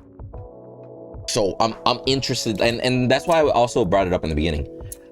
I think performance is going to be the biggest stress test in this, because look at this little clip that I'm sharing here of the blue side jungle. I see waterfalls. I see floating orbs. I see foliage everywhere. Trees, blue flowers, grass. You I hear see blue birds. mushrooms. If you listen to the actual clip, you hear birds, all right? So my question for you is, if you go in as Chimera and you just standing there, you're waiting for the game started, right? You pick your items, you got everything, and you're going there and you're waiting for red buff, right? Or whatever buff it is you want to call it right there. You go in that jungle and you're waiting for it to spawn, right? You go in there, you hear birds. If I look up in the trees, am I going to see birds? My vision, like, it's probably not. That would add a level of immersion, but just because you hear the bird doesn't mean you can see it. Because that's real life too. True, but I mean, if I literally started like, okay, there's birds here. Like, what if I just like wanted to to be that troll in the game, I'm gonna go and find where the bird's at. I know I hear it. It's gotta be here somewhere. I will find it. Hope to God they have one random ass pigeon just fucking frozen on top of a tower for you. Goose is gonna get in there. He's gonna look up and there's no birds. He's gonna be like, "The fuck is this shit? You're out of 10, unplayable. I'm fucking done." I can't. Yeah.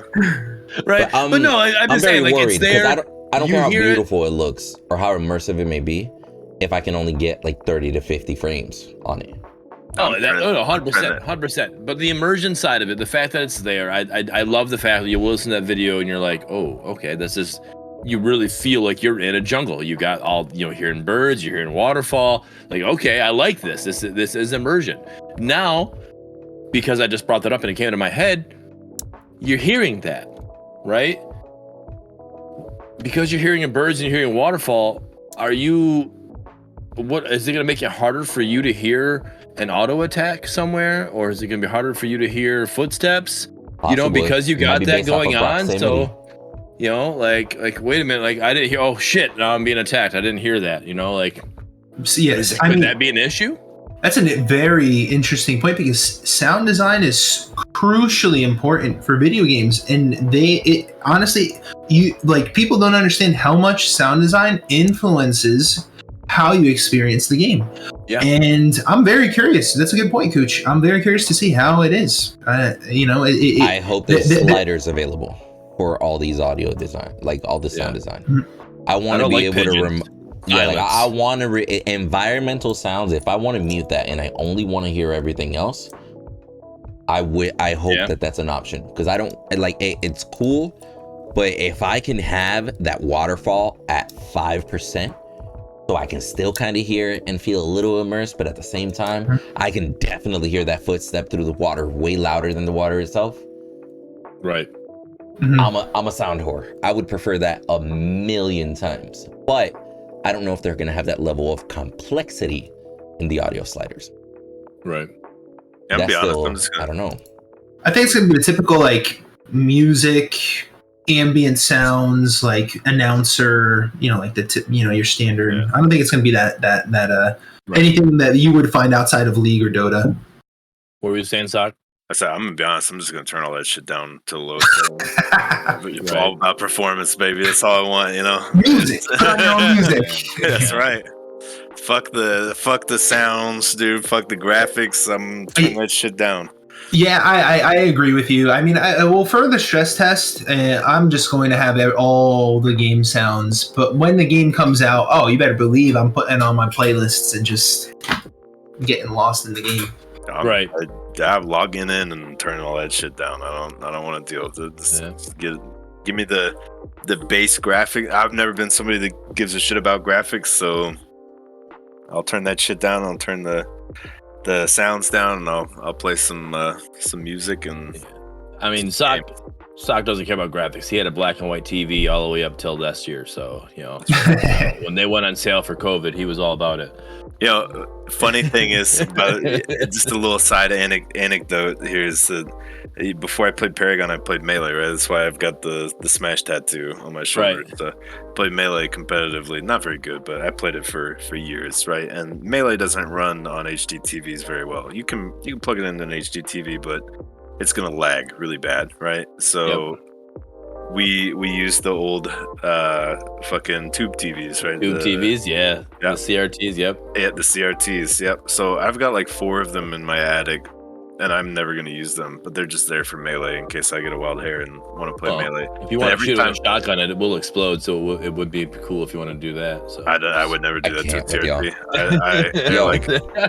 They're like sacred fucking things to me. I'm just saying, every time I see, you're not wrong with the old TVs, because every time I see a CRT like on the side of the road, I'm like, oh, and I fucking like have to stop and get it. And your wife is like, not another one. Not bringing them.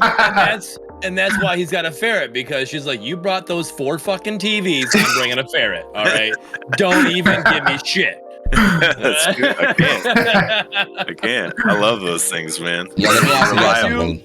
I do want to say real quick though, because I didn't really get a point in what I want to see. I want to see more verticality. That's what I want to see. I want to see, you know, take advantage of the verticality, little spots, like, especially we got Klari coming in here. Like, all of a sudden I'm running through the jungle and I get jumped. Like, what the fuck? Where you came from up there? How the fuck? You know, that's what I want to see. Like, something like that. You know, It actually looks like their map is designed like a V, by the way, where the river Paragon's is at gold the bottom. buff. Will you come off the gold buff? You could drop down in the river, then run towards the river buff, and you know. Yeah, Monolith. Yeah, you know, that's what I love that ability. I never got to experience Legacy. I really joined the Paragon stream late, you know. But like, yeah, so the gold buff when you drop down in the river, I thought that was great, and it was good escapability. You know, you drop down, next thing you run through the fog wall, you're good. You know, you don't know where they went. You know, it's great. I want to see something like that more than what I remember with Predecessor in the last alpha. I didn't think there was enough verticality, in my opinion. Yeah, I agree. I hope so too, because that's one of the defining features of this entire genre, or rather, like, niche genre of like the Paragon, you know, zombies, successors. Yep. Yeah, because the verticality. That's. I mean, I'm sure you guys, when you saw Paragon at first, you thought to yourself, "Whoa, this is crazy," you know, and you saw it.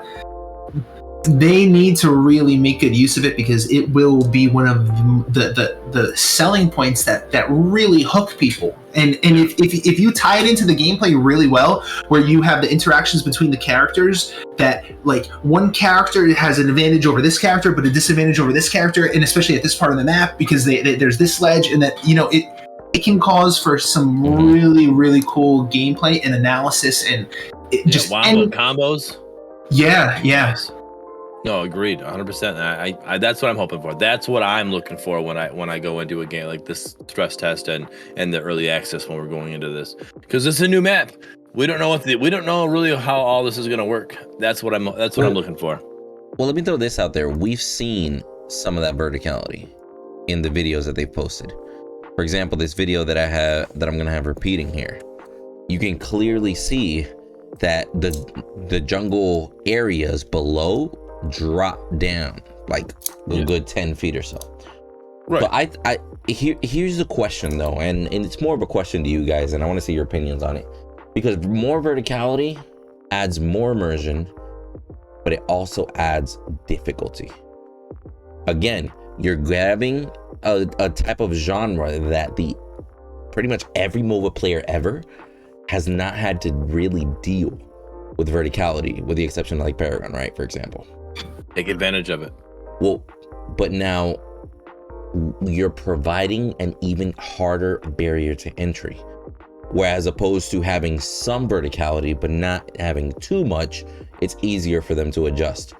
Having a lot of verticality means they have to adjust a lot. I think it's all contingent upon if it's easy to play, difficult to master. If they get that magical combination, then, you know, new players will be ranked with new players that don't make use of the verticality, and then the highest level players, they're going to be making use of it against the highest level players, and it'll be in the benefit of Predecessor.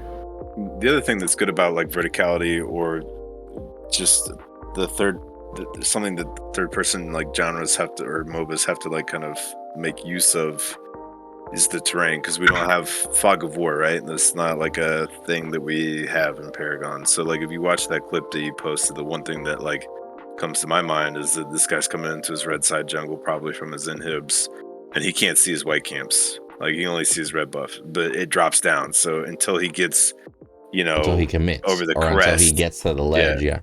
Right, he can't see his. So unless that's warded, he won't be able to tell if anybody's like still in his camps, or if there's like people waiting there for him or whatever. Right. Yeah. So you have to make use of, like, I think vision mitigation is like super important in 3D MOBAs, and it's a lot harder to do.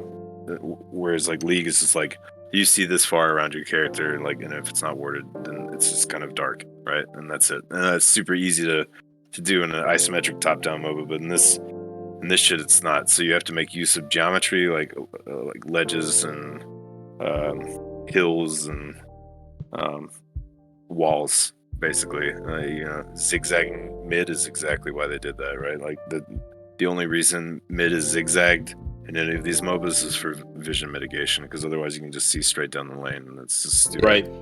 Which makes So sense. that's the Yeah. entire reason why that's zigzag. So stuff like this is good. It can make it like awkward depending on like, you know, I think the lanes need to be like kind of flat, but like certain areas in the junk, because I never liked it with Paragon. Like, right, we were talking about like making use of the verticality. Well, in Paragon and Monolith, the side lanes, if you're playing like dual lane versus solo laner, and you're on the bottom, you know, because they were hills, right? Yeah. Like, you had alternating hills. Yeah. So it's like you're always going to be at a disadvantage if you're trying to like farm a wave and then also poke somebody. You're having to Anakin shoot up. Skywalker knows that the high ground is the best Exactly ground. right. You can't. It's gonna be harder to trade into somebody that's above you, because you're gonna be shooting through like minions. Whereas if you're a ranged character and you're up top and you have the high ground, you're gonna be able to shoot just down over. Yep. You know what I mean? And you're gonna be able to hit them. So like, I think the lanes need to be flat. But other than that, like the jungle can have as much verticality, the river can have verticality. You know, like even like the inhibs and stuff like that, the whole core areas for both teams. I think that's a good idea. I do like that the river is the lowest point, very Monolith style, and that the inhibs are the highest point, because it almost goes with the river has slowly corroded the landscape. You feel me? Slowly carved it out. Yeah. I was actually going to show you guys. Sorry, I was just going to say, I was actually going to show you here. In the UI teaser that they did for the menu, we can clearly see a community tab next to a watch tab. What are you guys expecting to see out of those two differences? Or what do you think each one is? And what are you expecting out of those? I think the watch tab is gonna have my fucking name on it, Smokey. Okay, you better put my fucking name on the website. Okay, put a link to my stream. All right, dude. That's what I want to see. All right. If not, I'm gonna be pissed off. All right, I'm gonna be pissed. I pissed him off on purpose. What about you guys? So there's a watch tab and a community tab? Smokey, since he demanded that, how about when you click it, it's a link that goes to JPie, myself, and Windu stream, and it just leaves Sockcap out. How about we do that, Smokey? Let's do that. I love you guys, but put my shit first. Okay, put my shit first. All right. JPie, if you grab my screen and just make it like bigger, you're gonna be able to see in the center of the screen here that picture that they tease, and in order from left to right. First of all, they're showing controller adaptability, because start is X. Hold up.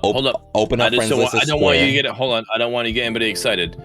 This is their reveal. But this for the stress test, they said in the frequently asked questions there is not controller. Their controller will not be able to be used. So I just want everybody. I want that to be known. Interesting. So there will be no controller support. In the frequently asked questions, stress in the stress test, no controller support. It was put out there. It's like So, but yes, they are showing that they do have They're it. working on it, but it's not perfected. Right. For the stress test, it will not be out. Right. So I Like just want people to understand that when you're watching this video. Shout out to Moss. Get fucked, buddy. No controller support for you this weekend. Okay, I just throw that out there.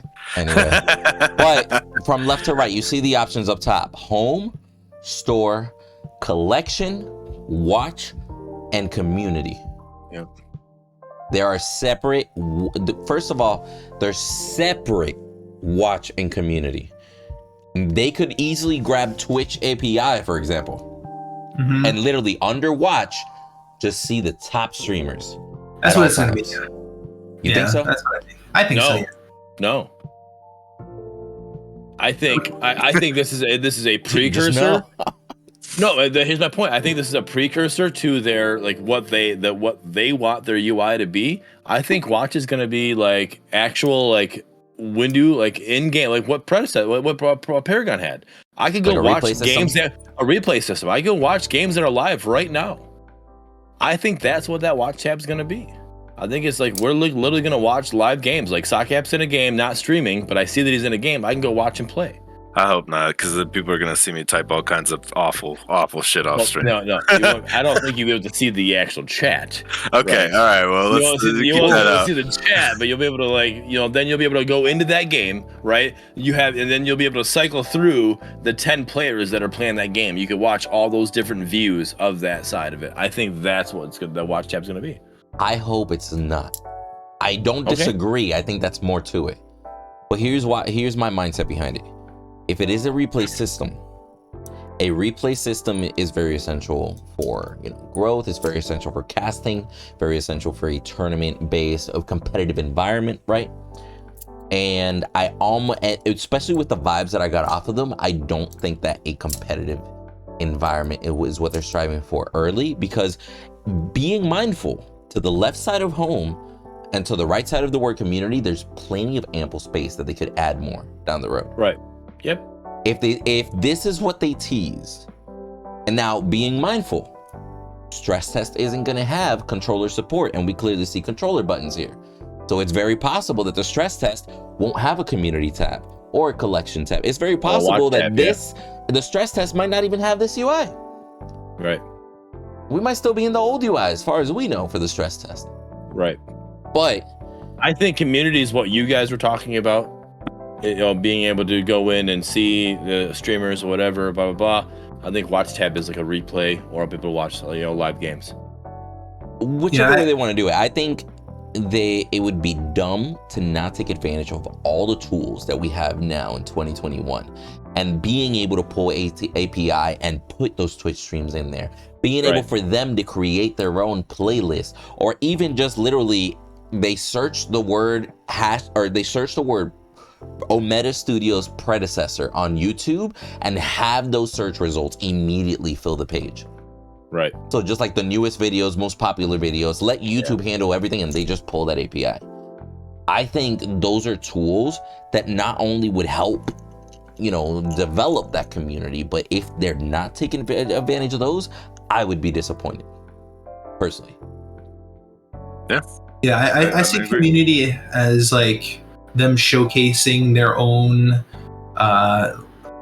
specials, like we're community corner, like what Paragon had.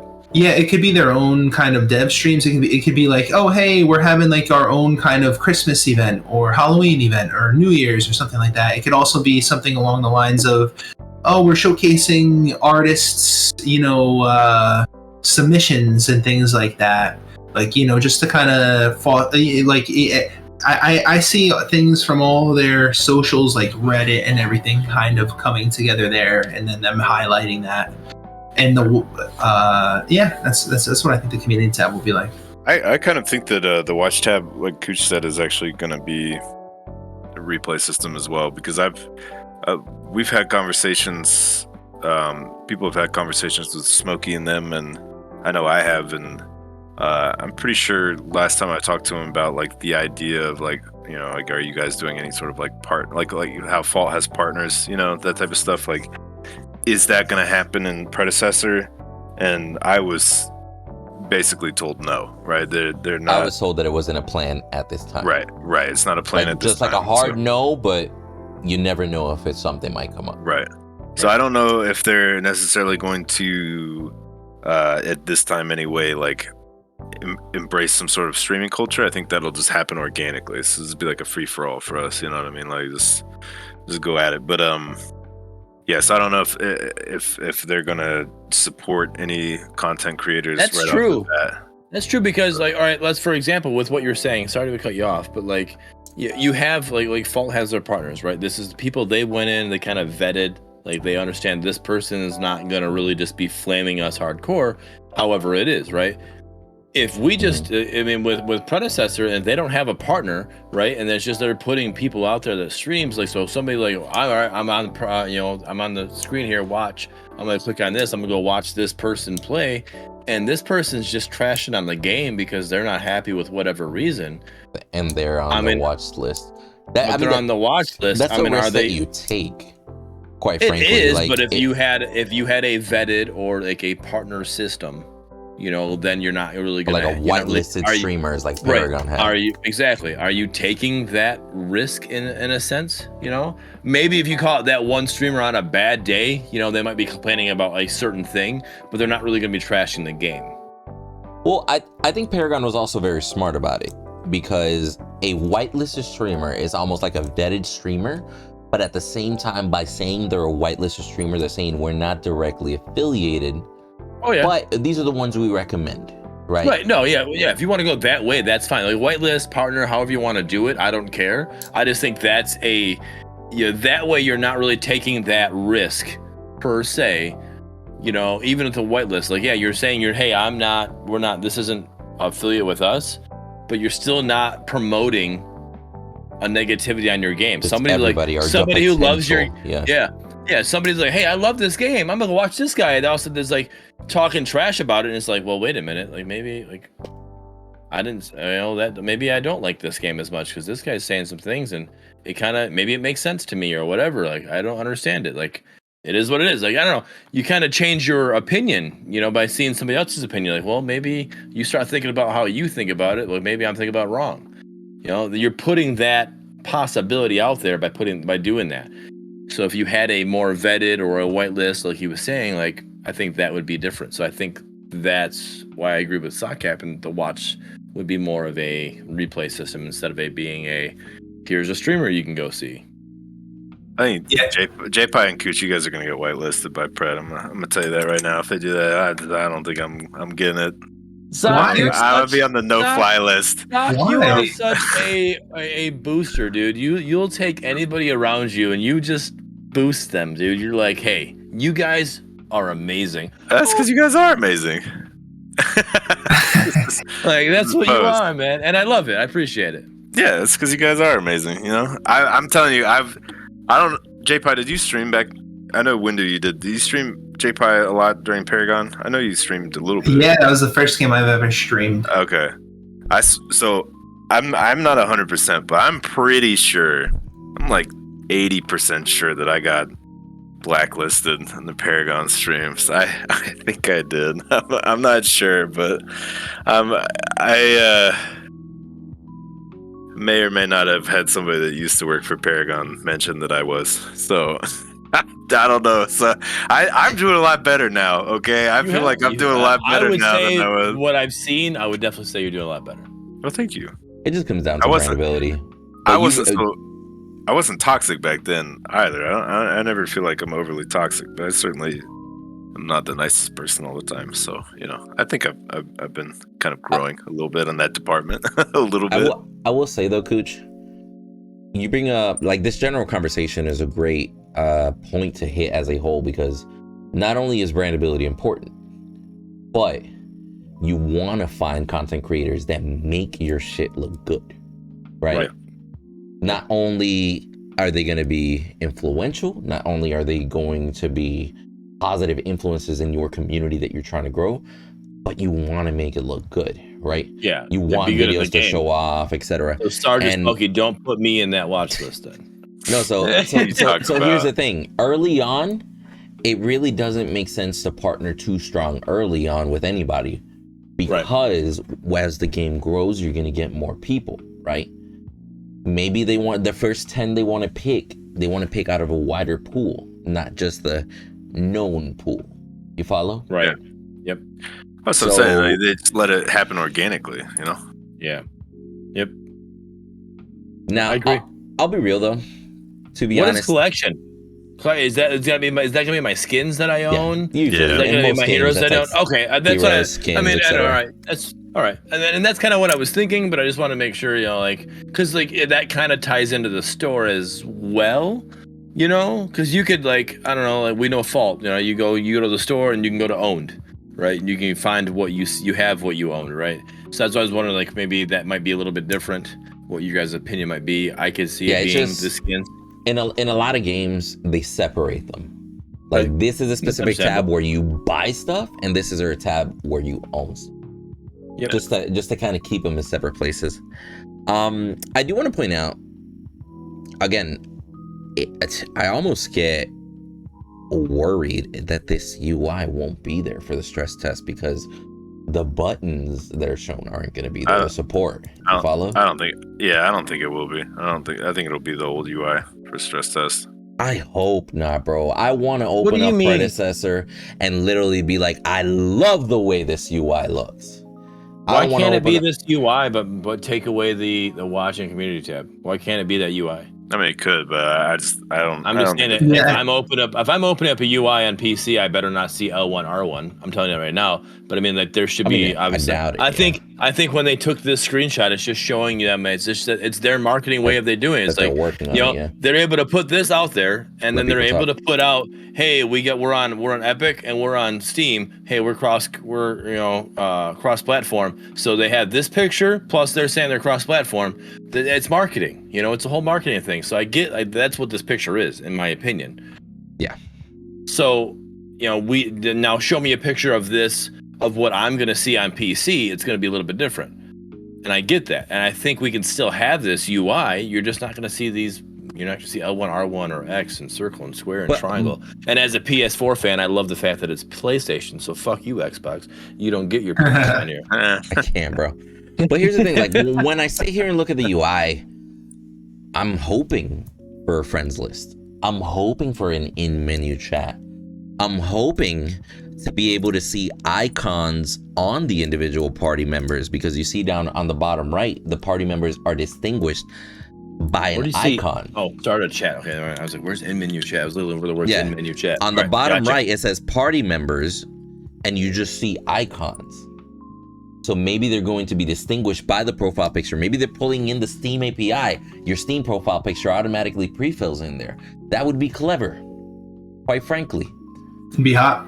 Like I see this and I get excited for that. What was your picture last time in October? Gideon. Just no, what it was? I don't remember. That wasn't the picture on the friends list icons, when you added it. It literally was just their logo. That's it. Yeah, it was just their logo. Yeah. It was like, "Are you in?" I think so. I'm talking about Is the this party you members. on my team? I think so. I think that's me. Yeah, sure. Right. Are you queued? Yeah, I queued. Okay, you're in. Got it. That's generally how it went. Right. But then on the top right, I also see, you know, besides a level system in play for your account, I see an in-game currency as well, or maybe that's premium, who knows. I see the settings icon is sliders, so that gives me hopes that there's sliders all up the wazoo.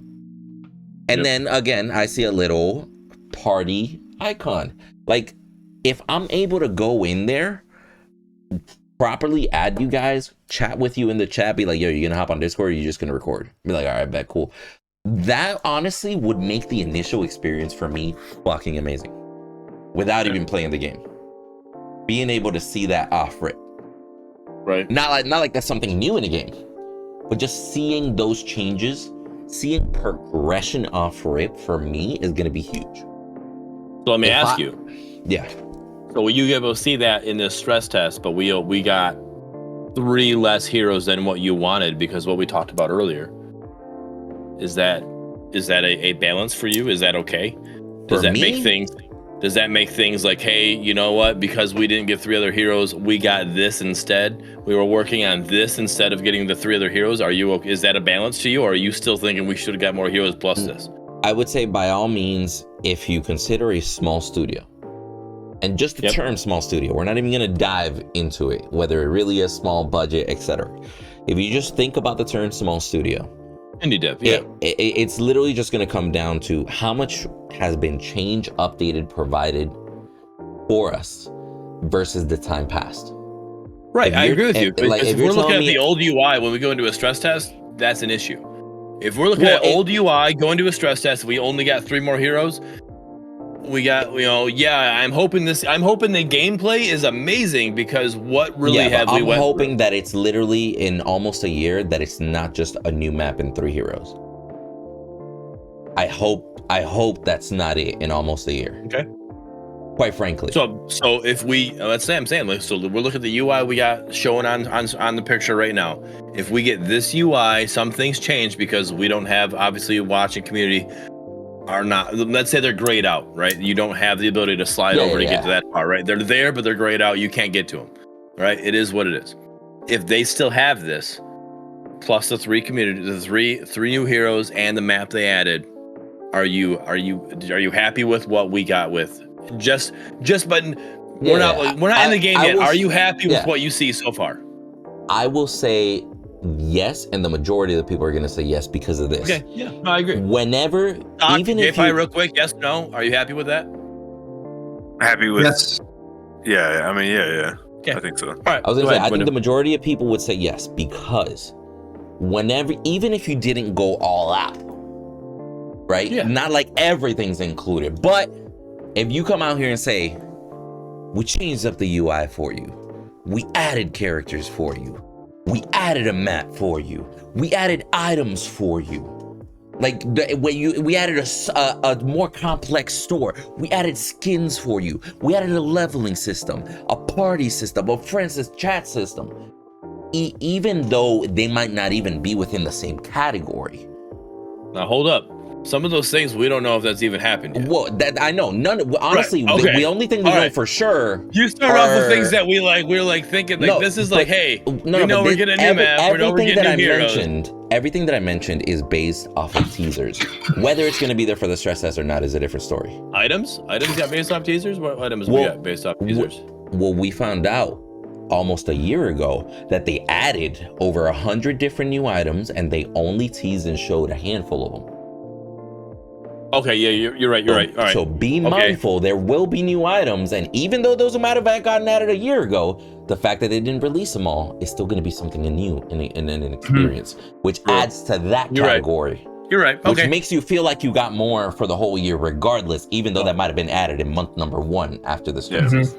So whenever you sit here and look at the overall image. At first, I want to make sure that the viewers were like, wait a minute, are we getting this? And then they go to the stress test like, Windu said something about about items. There was no extra items or whatever. I want to make sure that because I didn't remember that. So yeah, okay. And that's my thing. The overall big picture, the perception, even if every category was just bumped up ever so lightly, it's still showing progression across the board. Yeah, it's still a lot of stuff. Right. Yeah. At the end of the day, right? And it's one of those things you can that take 3 of those things out and it still would show progression, in my opinion, and that's where I'm at. It would.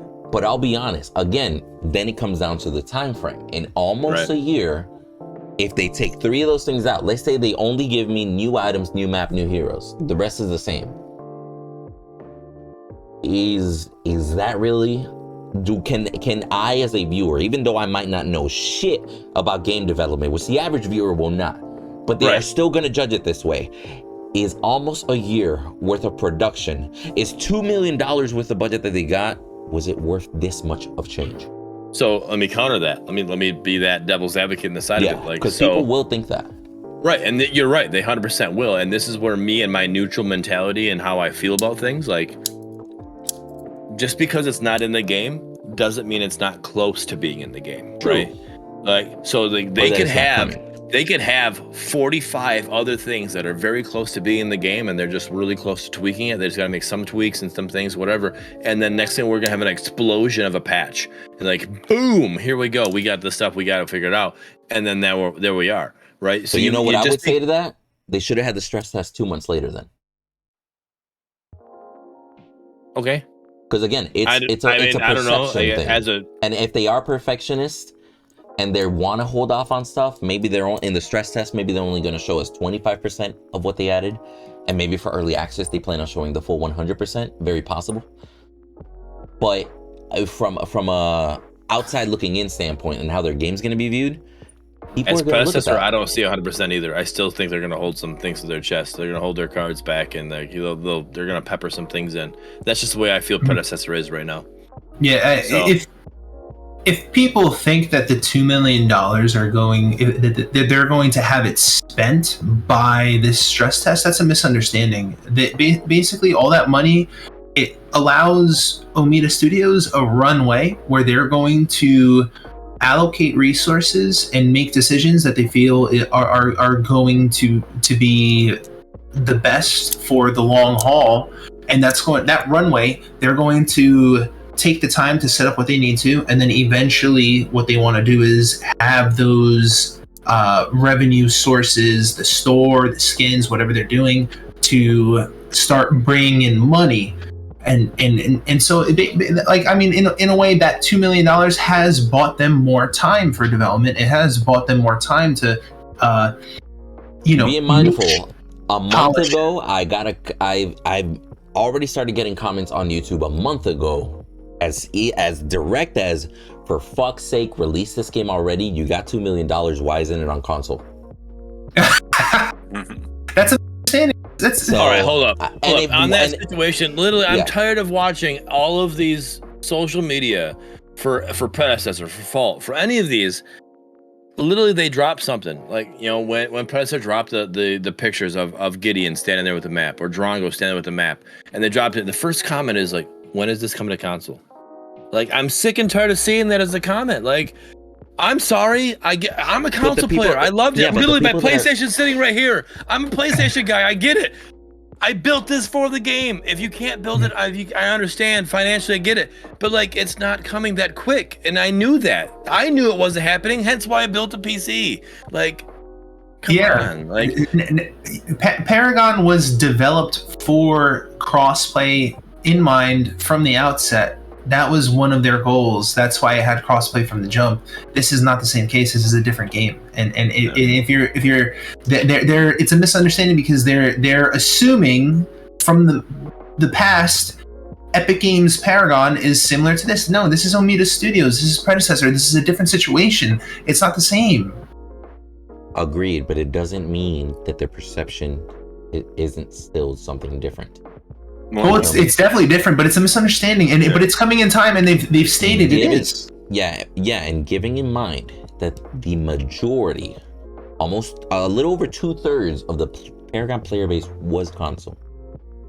Yeah, I think it ties back to the thing that I said earlier. What's your target audience? You know what I mean? If you're just going for Paragon players, it's nice to have crossplay and stuff like that in the game and get old Paragon players back, but like, is that gonna be enough? I don't think so. Mm-hmm. You know what I mean? No, it's not. And there's not, just because they got $2 million, they don't have this magical machine where they just put in they insert the $2 million and then out comes the game. How it works. True. Are you sure, J-Pie? Are you sure? 100%. It's 2021, bro. I don't know. I searched all of Amazon, eBay, couldn't find that machine. Sorry. Damn it! I have the $2 million I could have gave you for that machine. Son of a bitch. But no, and that's why I'm worried about the level of progression and the shock that people are gonna get. Is it gonna be a good shock? Kind of like back and forth shock. The excitement built, the hype that was built up. Right? We know that they got 2 million. We know they got the Epic grant. We know all this. We got all this hype building, right? And then we're gonna come into this, and it's like, this is $2 million worth. Well, what is that? That's what people are gonna think, regardless. No, and that's what I'm, and that's why I'm hoping when they watch this video that they're not going to, they can see me say this comment, and they're like, okay, I'll hold back some of my perception, whatever, what's the word I'm looking for, I'll hold it back a little bit, because you're right, there's things that still need to be done. Like, we can't, like, you don't just, because you got $2 million, you won the lottery, here's $2 million, you're not just like, all right, drop $2 million on this boat, that's all I got. I got one $2 million boat, that's all I got. No, you're gonna spread that out. You're gonna, like, okay, you're gonna get this, you're gonna get that, you're gonna do this, you're gonna do that. They're building a business off of it. Yeah, right. And that this company, they're trying to literally run a business off it, like you said. Like, it's like, so it's not just gonna be like, okay, bam, here's a $2 million got Drongo skin, we got you. That's what's in the game. You're not gonna see anything better than this. We got you. That's it. Like, they're not gonna do that. Like, things have to happen. So when you go into the stress test, understand you're going to a stress test. You're not going into like, hey, this is gonna be a full release 3 months from now because we spent $2 million. We got you. Mm-hmm. All right, homies, let's do this. We're literally at that 2-hour mark. I really didn't think this shit was gonna go that long, but let's end it here. Again, this was more of our thoughts before the stress test. Stay tuned for this far, thoughts afterwards. Yeah, we're definitely gonna make a second video And as we'll get to hammered. everything. Second video. That's after. Sure, we can plan for it. Wait, we haven't done that now. Right. But yeah, I think the biggest overall concern is literally just coming down to what if, and you can add what if, etc. in there, because the unknown versus the hype is a big factor. So that what if is either positive or negative. That's what makes Predecessor so good right now. Is their what if is it's an unknown. Like literally, their ceiling is so high, and their floor is where it's at. We know we've already played the alpha. We know how deep it is. We've played the alpha. We know where they're at. We know what that bottom is. We've played it. We know what. Hey, this is the lowest that they're at right now. They're just gonna go up from here. Right. You know what I'm saying? We played that alpha in October. That's where they're at. But we haven't heard. We've only seen teasers. We haven't heard or seen anything since then. We don't know. It's a huge what if. But that what if could also not only be up here above my screen where you can't see my hand. It could also be right down here, right above where that alpha was. Just barely above where it was. That's the thing. But everybody thinks that we're up here, and that's fine. You can think that, but don't get your hopes up to the point to where now when we're here, wait and see. You're upset. You know, like what Windu said in the beginning. You know, prepare for the worst, but hope for the best. That's right. For sure. All right, I'm gonna have everybody's links down below. We're excited. We'll probably just make this video like the week after the stress test, right? But yeah, man. Good luck, have fun. I'll see y'all in a week. Yeah, sounds good. Peace.